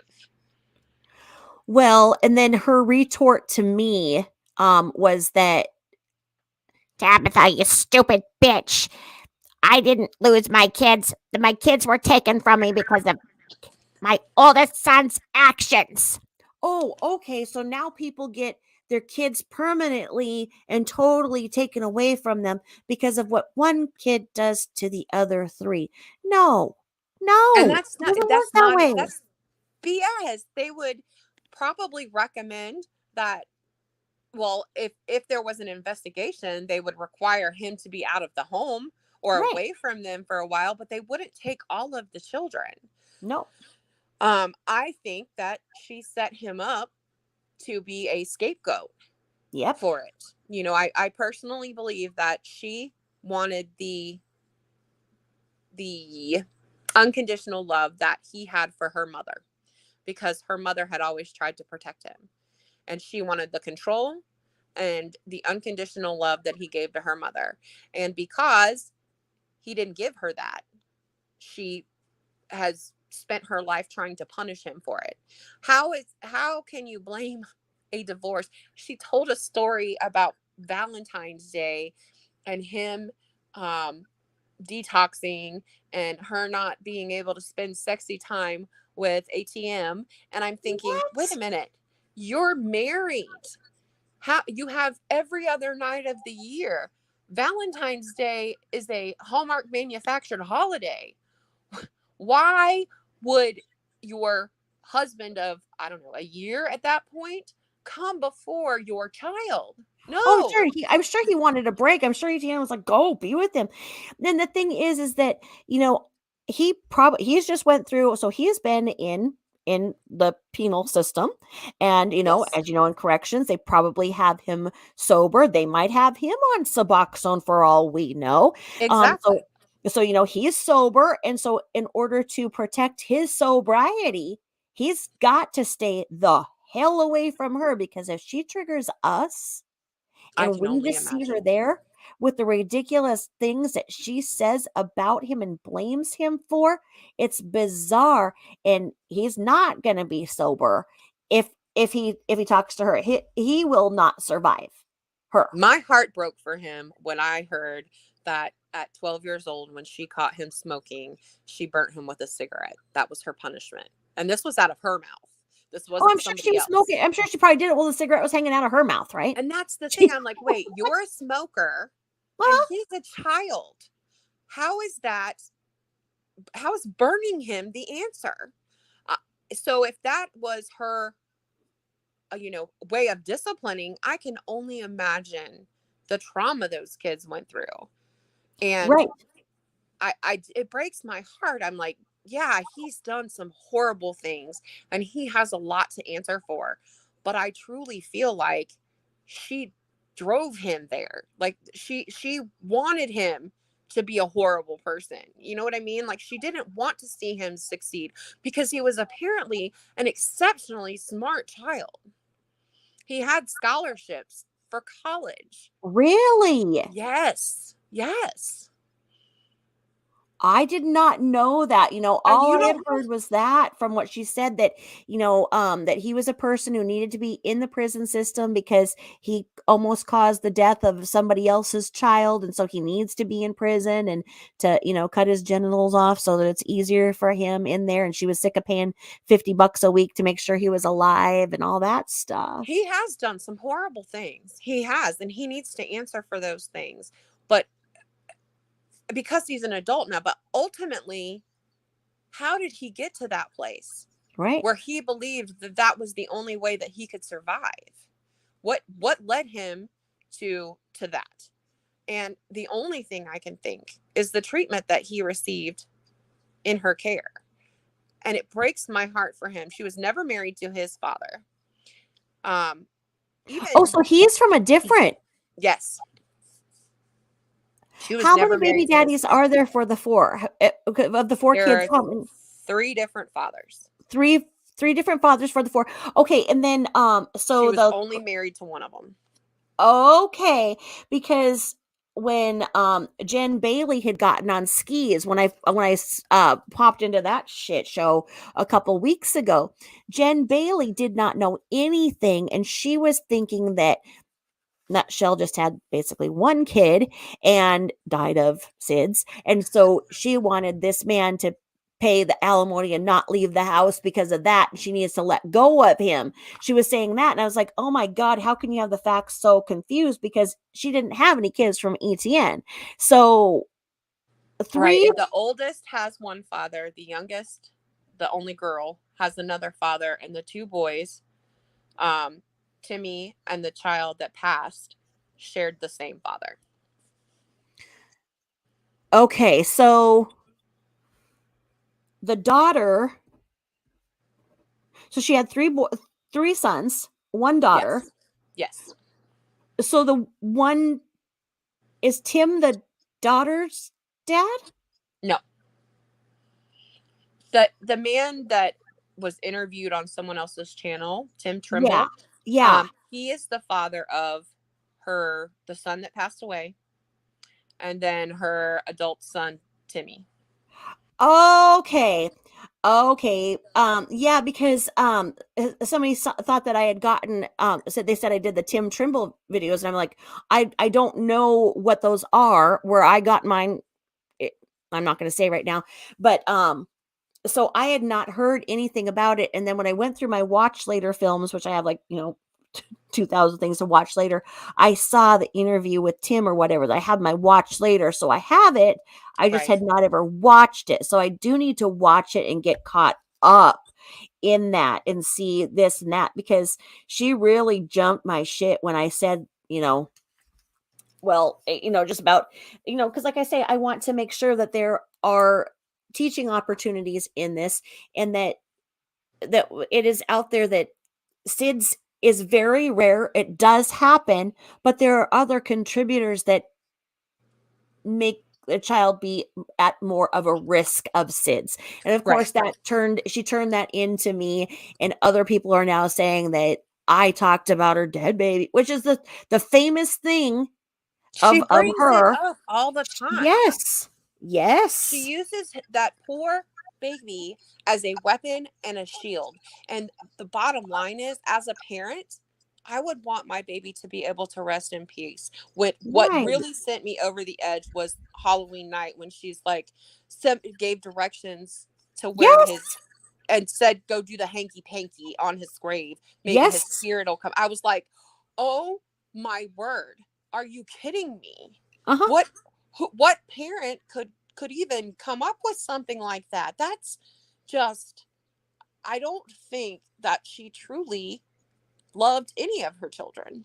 I don't think she's capable of love. I I don't don't. think that she is. And I don't know how she ended up that way. I don't know if the the story she told from a traumatic childhood is real, and if that, but I know I have friends that I love that have been through that type of trauma as a child Yeah. and Yeah. have dealt with mental health issues from it, but they don't Yeah. behave like she does. Exactly. And that's where, when she came onto the scene, she wanted everybody to believe that she had just had this wonderful, life, the flowers all around, sunshine on her. And then when this happened with her baby, it was the defining moment in her life, and she can't get over it. And she started drinking because of it. And that is not how it happened, No, you she know, was drinking long before that. and she was drinking while her child, Well, yes, well, the that baby, too. and so I get that. And like I say, I mean, there's just so much in what she's saying, and it comes back. And the way that I was going to kind of explain it is that, when you meet somebody, just like, when you and I, started emailing and stuff, it's like it's kind of like a bullseye, and we're out there, we're in a pool or a bullseye, and, we're kind of in the shallow end, and, we're getting to know each other. We tell each other Right. a little bit more, a little bit more, a You little bit feel more. people out. Our first conversation was because I sent you a video of my sweet Pete. Yes, yes, and we do the commonalities. Right. Now, it could, because that's normal, and we're talking, and because, the topic warranted, we went to this place with this, and I respect this, and we go back and forth. Now, somebody who is disordered, with a personality disorder, and they don't understand boundaries, they do that reverse bullseye. They go to the bullseye, to the most shocking, horrible thing that they can think of, and they fling it on you. They go right to that deep end with you, and then they do this, and they twist and turn things, so then if you bring up that deep end, then you look like the person who's crossed through all of the boundaries inappropriately to others, because then it Exactly. works for her. She's made that work. Anytime anybody's done anything to her, just like what she put on her Facebook, we're just people who are coming after her, and want to get her son's autopsy from 19 years ago. Why the hell would we even want to know about that? Why would we want to know, other than the disgusting things that she says about it, and Exactly. how now there's this misinformation about that out there too.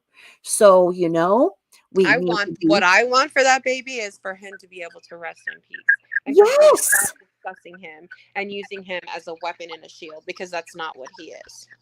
you are exactly saying what I've said, because she's weaponized. She's weaponized her baby's passing. She uses it, like you say, as a weapon and a shield. And then you have these people out there who don't know, and then they just take that, well, anybody who's talking about somebody's dead baby, it's just sick. You're going, I would not have said anything except for she. Now, see, I didn't know about the Halloween stream and the spirit. I heard her say it last summer when she was talking, giving directions to it, telling people to go F themselves on it, and giving directions to where it's at. Yeah, this was Halloween night, and she was doing a live stream, and she once again gave directions and said, "Go do hanky panky." And his spirit might come up. It's Halloween night. I'm just like, What? oh my gosh. First of all, why would you want somebody invoking your child's spirit to begin with? Second of all, why would that be connected with somebody having relations on his grave? Like, what kind of thinking I don't understand it. I really don't understand it. I know factually that she has a personality disorder. Oh yeah. I an untreated personality disorder, Oh but yeah. there is something far more than that, because I know so many people that live with a personality disorder and fight through therapy, through all of these things, just to maintain and be present for their families. Do they mess up? Do they slide? Do they have, outbursts occasionally? Yes. But Right. she is, I look at her and her eyes just look like beady black evil eyes to me, like this, just pure evil. Right. Right. And I've noticed that too. And that's where I was kind of, I was explaining in there, because so like I say, I'm not a therapist, but I play one on YouTube. I have a bachelor's degree in psychology, a bachelor's degree in criminal justice, and I'm finishing my master's in forensic psychology. So I know just a little bit, but I'm also diagnosed with borderline personality disorder. And borderline has that very specific type of therapy that is that dialectical behavioral treatment, as is there's very specific treatment for PTSD and borderline. So I've talked about it. So I'm waiting for her to say some of the things that she's heard. I mean, because she keeps doing that. People aren't realizing that she's trolling me with the things that she says. Because I noticed she's never received any type of borderline treatment, any DBT for her borderline. So I don't even believe that she has borderline. But No, she people will doesn't. fight. She didn't start claiming that she had it until she was on a panel on Molly's channel, and another person on that panel started discussing it and talking about their own diagnosis, and then she started using it. And her description of it, of what BPD is, let's see, it's PTSD, anxiety, and let's see, what was the other one? A When bunch of them all mixed together yes, is and the what bipolar. equals. Yes, when she said, yeah, yes, I'll have my receipt. I'll pull my receipts, Dorothy. I'll get my receipts. Deuces, deuces.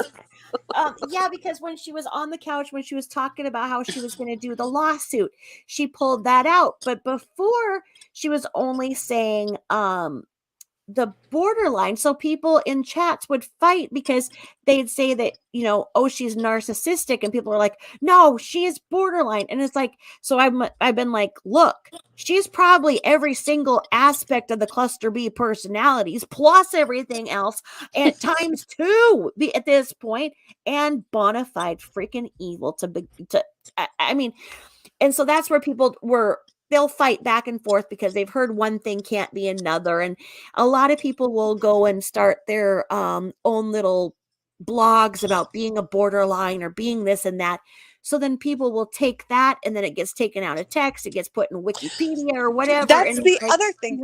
Her describing it that way, as this combination of all these issues, right, is a huge problem, because it's misinformation. You can have comorbidities right, with it, but those are comorbidities in their own individual diagnoses, right, where it's not all under this umbrella. And she makes it out. That's why when she heard someone else talking about BPD, she said, after she had already given us all her diagnoses, she added that one to it and said that's what the combination of hers, that's what it equaled. And I'm like, no, that's not how this works. That's not how any of this works. right. You're just proving that you don't have it if you don't understand it. If you actually saw a doctor and saw a therapist and were formally diagnosed, you would understand what it was. And it's not those things. It can be comorbid with those things, but it is Right. not those other things.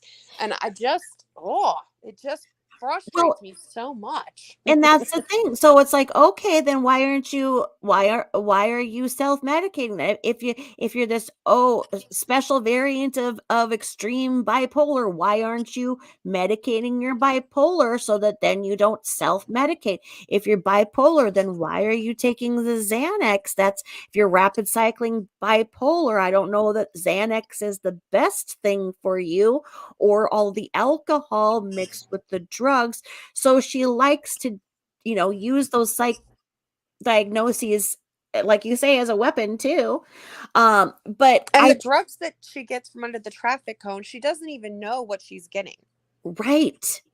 She can say what she wants, but she doesn't know that that's what she's getting. If I personally believe she's picking up pain pills from under the traffic cone. Oh, she But is. for all she knows, there's fentanyl mixed in with them. Yeah. And one of those, that's it. It's game over. That's what I don't understand. One of my friends, her son, went, and he was just kind of trying to make friends with the people in his new apartment. And somehow, I don't know. I think it was Suboxone that they gave him. I don't understand because she won't exactly say, but her kid, who was this, active football player and everything, is a vegetable now, and he's been one for 4 years. And like I said, I think they just give, I think it was Suboxone. I don't know. But how come you see all of these stories of these innocent kids, or getting these things that are mixed? How come her traffic cone, Dr. Feelgood, is so perfectly accurate each time that nothing ever happens to her? And that's the thing, that was one thing that I will say that I'm kind of grateful for when I was in the midst of my addiction. I am such a sissy. And because of my career in law enforcement, I wouldn't take anything. Like when I went and purchased it off the street, I say it was off the street.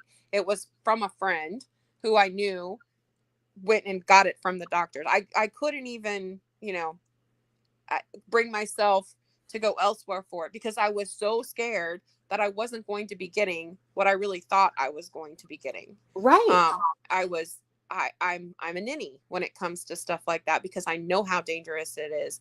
I've Yeah. seen the damage that it can do. And taking those risks, even in the midst of my addiction, I wasn't willing to take that risk. Right. Um, I just, I don't feel sorry for her, not one bit, but I don't want to see her life end because of stupid decisions she's making and stupid people supporting those stupid decisions. You Right. know, that that that's that's sad. It's sad and it's scary. Um, does she deserve a lot of what's coming to her? Yeah, but not um not that way. You know what I mean?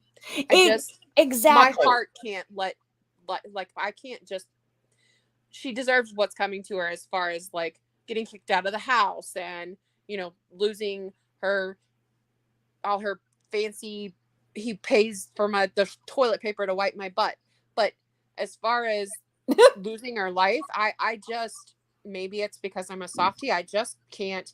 There's still a chance, no matter how awful she is, there's still a chance that she could turn it around and to form some sort of relationships with her children, if for no other reason than to give those kids some peace. Well, Um, exactly. And that's what any mother would, but that's a mother who is capable of showing love. And I don't think that she can show love. I don't think she feels love. I think I don't think she stone does cold. either. I think her version of love is being not being questioned, for Yes. somebody to say yes to everything she says, agree with everything she says, do everything they say to do, never tell her she's wrong, never whatever. And that's not love. That's that's Exactly. that's not anything near love. Somebody that loves you is going to tell you when you're wrong. Even if you don't listen, they're going to support you, but they're going to tell you that you're wrong. I my best friend and I have we've been best friends for 22 years now. And the reason that our friendship has lasted that long is that we're not scared to be honest with each other. If she's doing something like we can tell each other anything. And if the other doesn't agree with it, neither of us are afraid to speak our mind. Yeah. If she's making a decision that I think is foolish, I'm going to tell her. But if she chooses to make that decision anyway, I'm going to support her. But she's going to know how I feel about it 100%. And when she falls and realizes her decision wasn't the right one to make, I'm not going to rub it in her face. I'm going to pick her up and we're going to push on and make the correct decision. And the same goes for her with me. She was with me through all of this the addiction stuff. Like she saw it, but she didn't see it. She knew something was Yeah. different, but she didn't know the truth of it. And when it finally came out, she was mad at me for a little while because I didn't tell her. But I Right. didn't tell her because I was ashamed. That the reason I didn't tell the only person that knew was my husband was because I was ashamed. It wasn't because I didn't trust her or I didn't love her. And I had to deal with the repercussions of not telling her and hurting her by not telling her. But aside from that one instance, there is nothing that we haven't gone to each other with, and nothing that I would never expect my friend not to be completely honest with me, that if I'm about to do something really stupid, I want you to tell me I'm about to do something really stupid and I shouldn't. That's what a true friendship is, and that's what love is. When you care about somebody Exactly. enough to want to see them make the right choices, be the very best person that they can be and succeed, not to gas someone up when they're doing horrible things and making horrible choices and tell them, "Oh yeah, keep going. That's the right thing." That's not caring about somebody or loving somebody. And that's the thing, and the fact that you have that friend for 22 years speaks to that shows that you're healthy and capable of having reciprocity and intimacy and bonding and understanding boundaries, and you'll have your periods where you're going to grow apart and then you grow back the Oh yeah, wagon we fight. We swings. fight for sure. That happens. That's normal. But when it came down to when she was saying that oh, her ride or die, yeah, that chick doesn't know anything about her. Michelle was Nope. using her so she could have the flex of saying she'd put $1,000 into a trainer and another $500 into training. When we figured out Valley Girl the other day, wasn't my brain was just going, oh my, this makes so much sense, because I never understood how this dog that had $1,000, $500, or another $5,000. Yeah, Oh, it's see, I it, knew that Lola wasn't any of that because I had found Lola's original ad on the Harris County Humane Society's Facebook page when what? she was put. Oh yeah, when she was put up for adoption. Oh yeah, Oh, her really? name was her name was Marge originally. Yes, ma'am. Oh, are you kidding me? No, not kidding at all. No, why is she not allowed to go to the Humane Society? Why is she like blocked from For going showing there? out. For showing out and not listening to them. The whole puppy story she's talking about, Yeah, what that happened? she's been talking about recently, that Yeah. that I think was the final straw. And I don't she doesn't seem to understand that when you have feral cats or dogs that are not trusting of humans, the only way to trap them is for them to be a little bit hungry enough that they're willing to go into that trap to get something to eat. So that is why the Humane Society was telling them not to feed the dogs. And they cannot leave those traps unattended for a certain number of times. So the traps couldn't be out there 24/7 unless there was somebody to check on them every 12 hours by law. Okay. Because if a dog had been trapped, say on a Sunday when nobody was working and nobody could go out there and check, then if something happened to that dog, that Humane Society could have gotten in trouble for it, or animal control could have gotten in trouble for it. So on the days when there wasn't somebody to monitor it, they pulled the traps. Well, she didn't like that. She didn't like their answer. So she decided she was going to go catch them. And then she did a fundraiser on Facebook and tried to insist that the Humane Society take these dogs, and she was going to pay for their adoption fee, and threw a fit to the point where she was locked out of the building. Okay, so she was just trying to do her insane thinking that she Yes. knows more than anybody in the Mm-hmm. entire world. That is And correct. okay. Okay. Well, now, do you know, okay, on her Facebook page, she may know, she may be right on this one. Can you speak to, have you seen how she says about those horses? Is that the truth of what happens to those horses? Have you seen that post that she has? I don't think I've seen the post about horses, but if it has anything to do with the slaughter pipeline, it's probably true. Yeah, saying that these horses are basically brought in for the Mardi Gras parade and then they're all euthanized. Oh, no, that's incorrect. Now, I will say that the horses that pull horse and carriages in a lot of cities um, are mistreated. They're kept in a stall for their entire lives.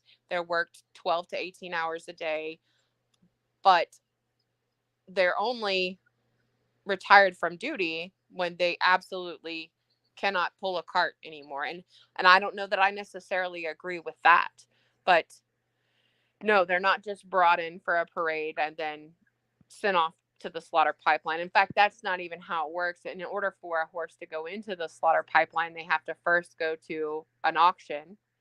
And the people people are bidding on them. And so there's a meat price on them. And if somebody's there that goes over that meat price, then they get to bring that horse home. But there are, tons of horses trailered from the United States into Mexico through the slaughter pipeline, which it's kind of sad. But no, that's not, they don't bring them in every year for Mardi Gras and then send them to slaughter. That's not how that works. Now, Okay. she may be Well, oh, good. mixing up the fact that horses that pull horse and carriages in cities like that aren't always treated the best, and they're used until they're so broken down they can't do anything and then sent to auction. And typically it's not something that someone is going to bid on except for a meat buyer. But no, that's not how it works at all.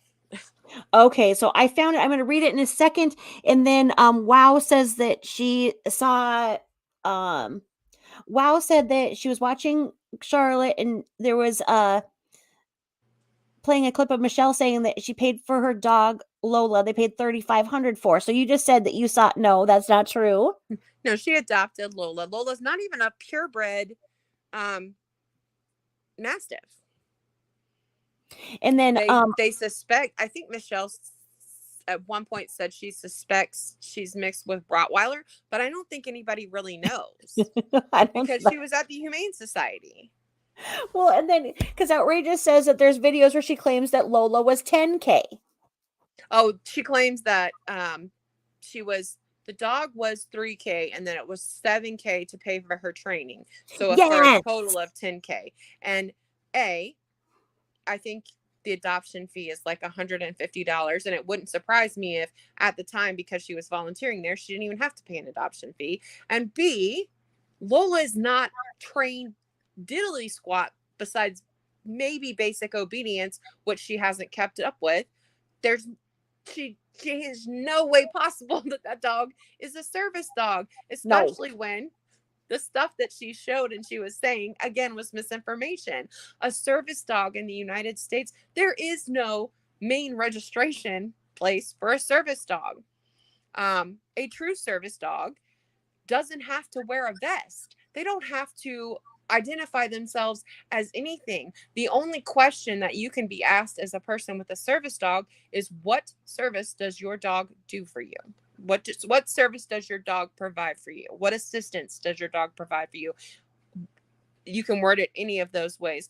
But otherwise, any other questions are violating a federal law.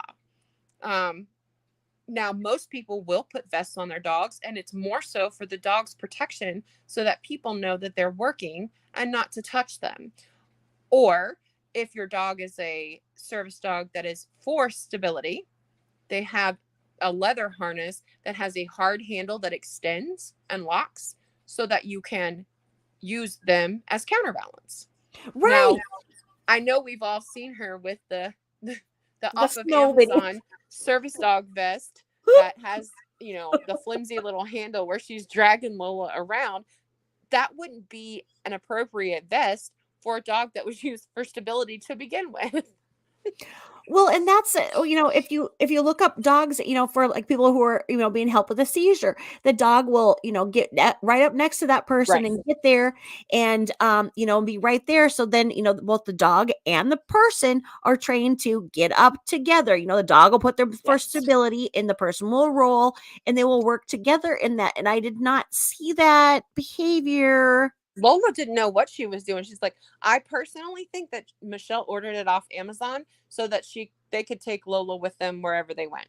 Absolutely. And that's where, then, and that's where people who really have dogs that are service dogs get hurt in the process. Exactly. Okay. So this is what she wrote, and tell me if this is true. It may or may not be true. I don't know, but I just would like to know if this is true or not. And so this is what she did. She's dissing on this Humane Society of Louisiana's Mardi Gras horse adoption program.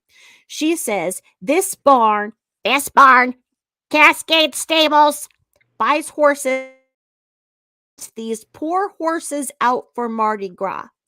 The riders are novice and the horses are tame, which allows assholes to jump around in a heavy Western saddle for an entire parade route, every parade. When Mardi Gras is over, these horses are sent to a slaughterhouse and sold by the pound legit. Cascade stables need to be shut down for renting horses out for Mardi Gras, MG she put. Every time this comes up on my memories, it makes me want to puke. Ashley Farmer, want a new project? I know you don't, LOL, but help save the Mardi Gras horses that are bought a month before parade season only to be killed after. Ashley, this is the first time I've tagged you as a farmer. Moving on up, girl. Went from gardener to a dentist farmer. Can't imagine how hard your work must be. Love you both. Save the horses. Well, let's start with taken to a slaughterhouse. There are no slaughterhouses that process horses in the United States. It's outlawed. Okay. The only way for a horse to go through the slaughter pipeline is into Mexico. They have to be transported into Mexico. They're sent to auction. Horses are sent to auction all the time. And if there's not a rescue or an individual that's bidding on them against the meat buyers, then they can be bought by meat buyers and transported into Mexico to basically be made into dog food, sadly. Ugh. But that is not, they wouldn't just send horses to the slaughterhouse. That doesn't ever happen. Not Okay. here. Okay. Secondly, horses in a parade route, they would be risking huge lawsuits if the horses in the parade routes weren't trained and conditioned to deal with those types of things, because horses naturally react to loud noises, bangs, things dropping, things jumping in front of them, stuff like that. So Right. if they just pulled these horses in a month before and put them on this parade route and something happened to a drunk idiot, shooting off a firework or doing whatever during the parade route and the horse reacting, then the city could get sued for that.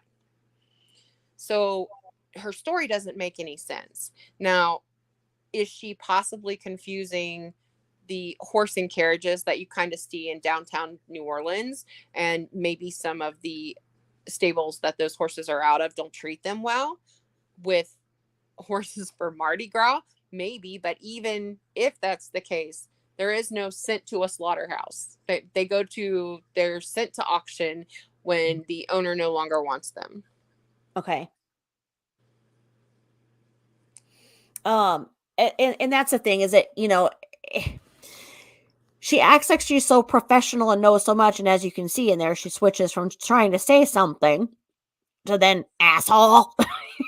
I think she wants to, it's almost like Asshole. she wants people to think she's smart, Yeah. or think I don't even know what the word is.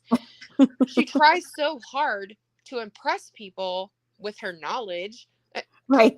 thinking that other people don't have the accurate knowledge. It's like, you don't even know what you're saying, and you're making stuff up, and then you get mad when people are correcting you with the accurate knowledge. So I don't understand that.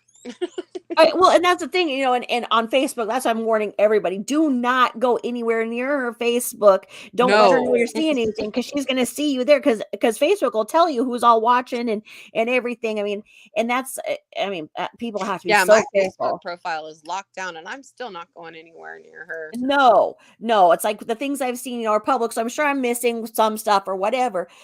But it's funny because she keeps going and updating that main thing to fit the new narrative. So I'm gonna do a video later, and I'm gonna because she's saying that we're lying about her punching Jake. So I'm gonna have to do a video tonight, I'm and sorry, but update Jake it got her to what back. she's saying and that. Did you see What's when that? Jake ran from her and she fell when she was out of town? Jake got her Yes, back for all that meanness. That was the yes, the funniest thing I had ever seen. I was cheering him on. I'm like, run, don't stop, Jake, don't run. stop. No, and I mean he was like looking around like, how do I get out? How do I get out? How do I I'm sorry, it's Oh, mean, but I'm like, as abusive as she is to those animals, and as you can tell that they want to be loved by her. I Um, know, but and they don't it's have sad. any other human around. I mean, what? It's her or nothing. It's sad, but when he took off running and then she starts hollering for Lola, so I'm guessing Lola took off running too. I'm like, run, don't stop. Right. I mean, I felt so bad for Save them. yourself. Exactly. Okay. So yep. Michelle's channels are down, and absolutely. Now, so someone in Cali tried to get in your Facebook last night. Yeah. Everybody, be really, really mindful. Lock your Googles. Lock your YouTubes. Hide your men. Hide your children. You know, Had you all just your business. hide all your business. Because you just don't want, and I mean that's the thing is like with all of the weirdos out there, they think that that's because that works for them in basic social media. If they Right. find out that somebody who's arguing with them works at this place or whatever, they called their workplaces and said, oh, do you know that so and so says this about women's rights or whatever, and then those people lose their job and then they're not Exactly. arguing.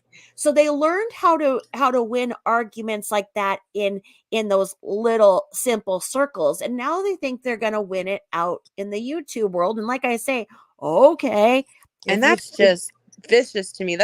That one of the gentlemen that testified at the FDA with me is a New York firefighter, Mhm. all those years ago. And he was so concerned about someone seeing his testimony Yeah, and reporting back to his bosses and losing his job that yeah, he wouldn't do any additional interviews. They had the cameras blocked when he testified, to protect him because oh that's yeah, how concerned he was. And when I saw that, I don't at that point I no longer I was a stay-at-home mom. And yeah, so I didn't have a job to worry about. And if they call my mom and dad, they got another thing coming if they think that my exactly, parents or whatever. But so I felt like me speaking out about stuff was a way to protect others that were worried about those things. And Michelle is the thing that I'm protecting them from, really. That the stuff she does is what I was trying to protect others from. And it's exactly. oh It is because of that, and that's where we have. I mean, it's. I did not start my channel until my youngest children were over 18 because of what these people do in CPS and Mhm. everything like that. I have been wanting to start my YouTube and do more with it and stuff, but not until somebody wasn't able to call CPS on me and stuff, because Right. they do the CPS for if you have kids under you're 18. If you're employed, they call your employer if they do. And it's so ridiculous now. On the flip side is that when I went back to work, because Suboxone enabled me to get out of bed, and I was kind of bored because I had found out that I had a whole day to myself. I went back to work, and I found out that you have to sign contracts now that say that they check your social media regularly and often, and they encourage you to add them to Facebook too. Don't do it. But Nope. then they say that if you say anything ever that is not in line with their company policies, that you agree that you will not come after them. There's no litigation. Your job is done. That you have to represent yourself in a way that is in line with that company on social media. That's I'm one like, thing that I do what? thank my career for is that they they insisted that our social medias be locked down except to people personally known to us, to protect us and to protect the department that I worked for. And so I learned very quickly, because at first I was like, well, why would I have to do that? Who would care, you know, if I was working such and such place, and they're like, this is just the rules. You have to lock it down. We're not saying you can't have it. We're not saying you're not allowed to speak your mind on it, but it has to be locked down only to people you know, and certainly not connected to us in any way, because we don't want to put you in jeopardy either. And so I learned early on, even before I was, on YouTube, anywhere, to be very guarded with my information. And it's a shame, though, that you should have to be like that. Did I lose ya?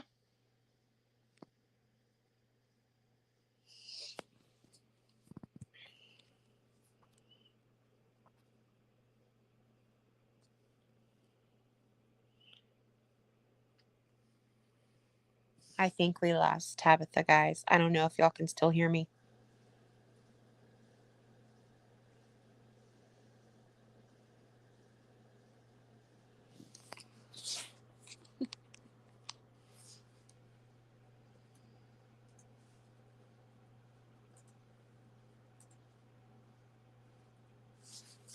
Oh, be life, y'all can hear me? Very good. Yeah, I think we lost Tabitha.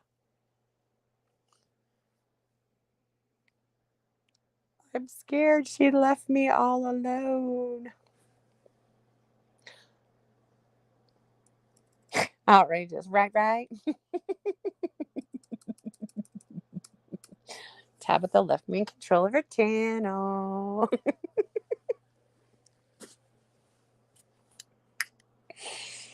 All right, let's see if I can read some of these comments. Well, we'll see when it comes to men. She's oh yes, Be Life. She is extremely manipulative when it comes to men. And she is somehow capable of covering her issues until she's kind of locked them in one way or the other. Oh, I think, is she back? No, maybe. Nope, she's still not back.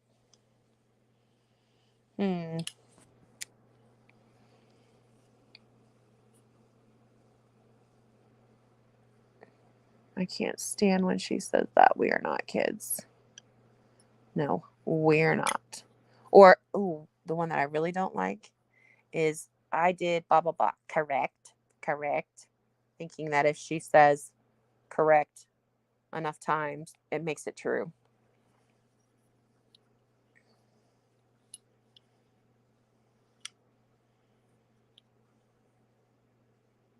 Exactly, Be Life. I honestly, my heart breaks for him. Like I said, my husband is a veteran, and I think she really damaged him permanently. Like I don't know that he will go on to have another serious relationship or marriage after her. I know I wouldn't. I'd want to be all by myself. Dorothy Gale, I can't stand when she says, "Do you understand? Do you understand?" We can't hear you either, Tabitha. And I don't see you in StreamYard behind the scenes.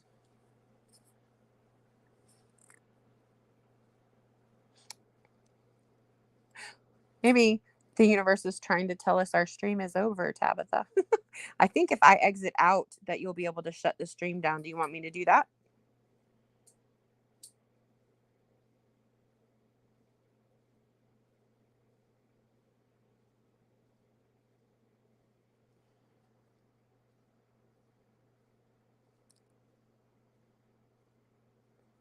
Hi, Danella. Is it sunny in Adelaide?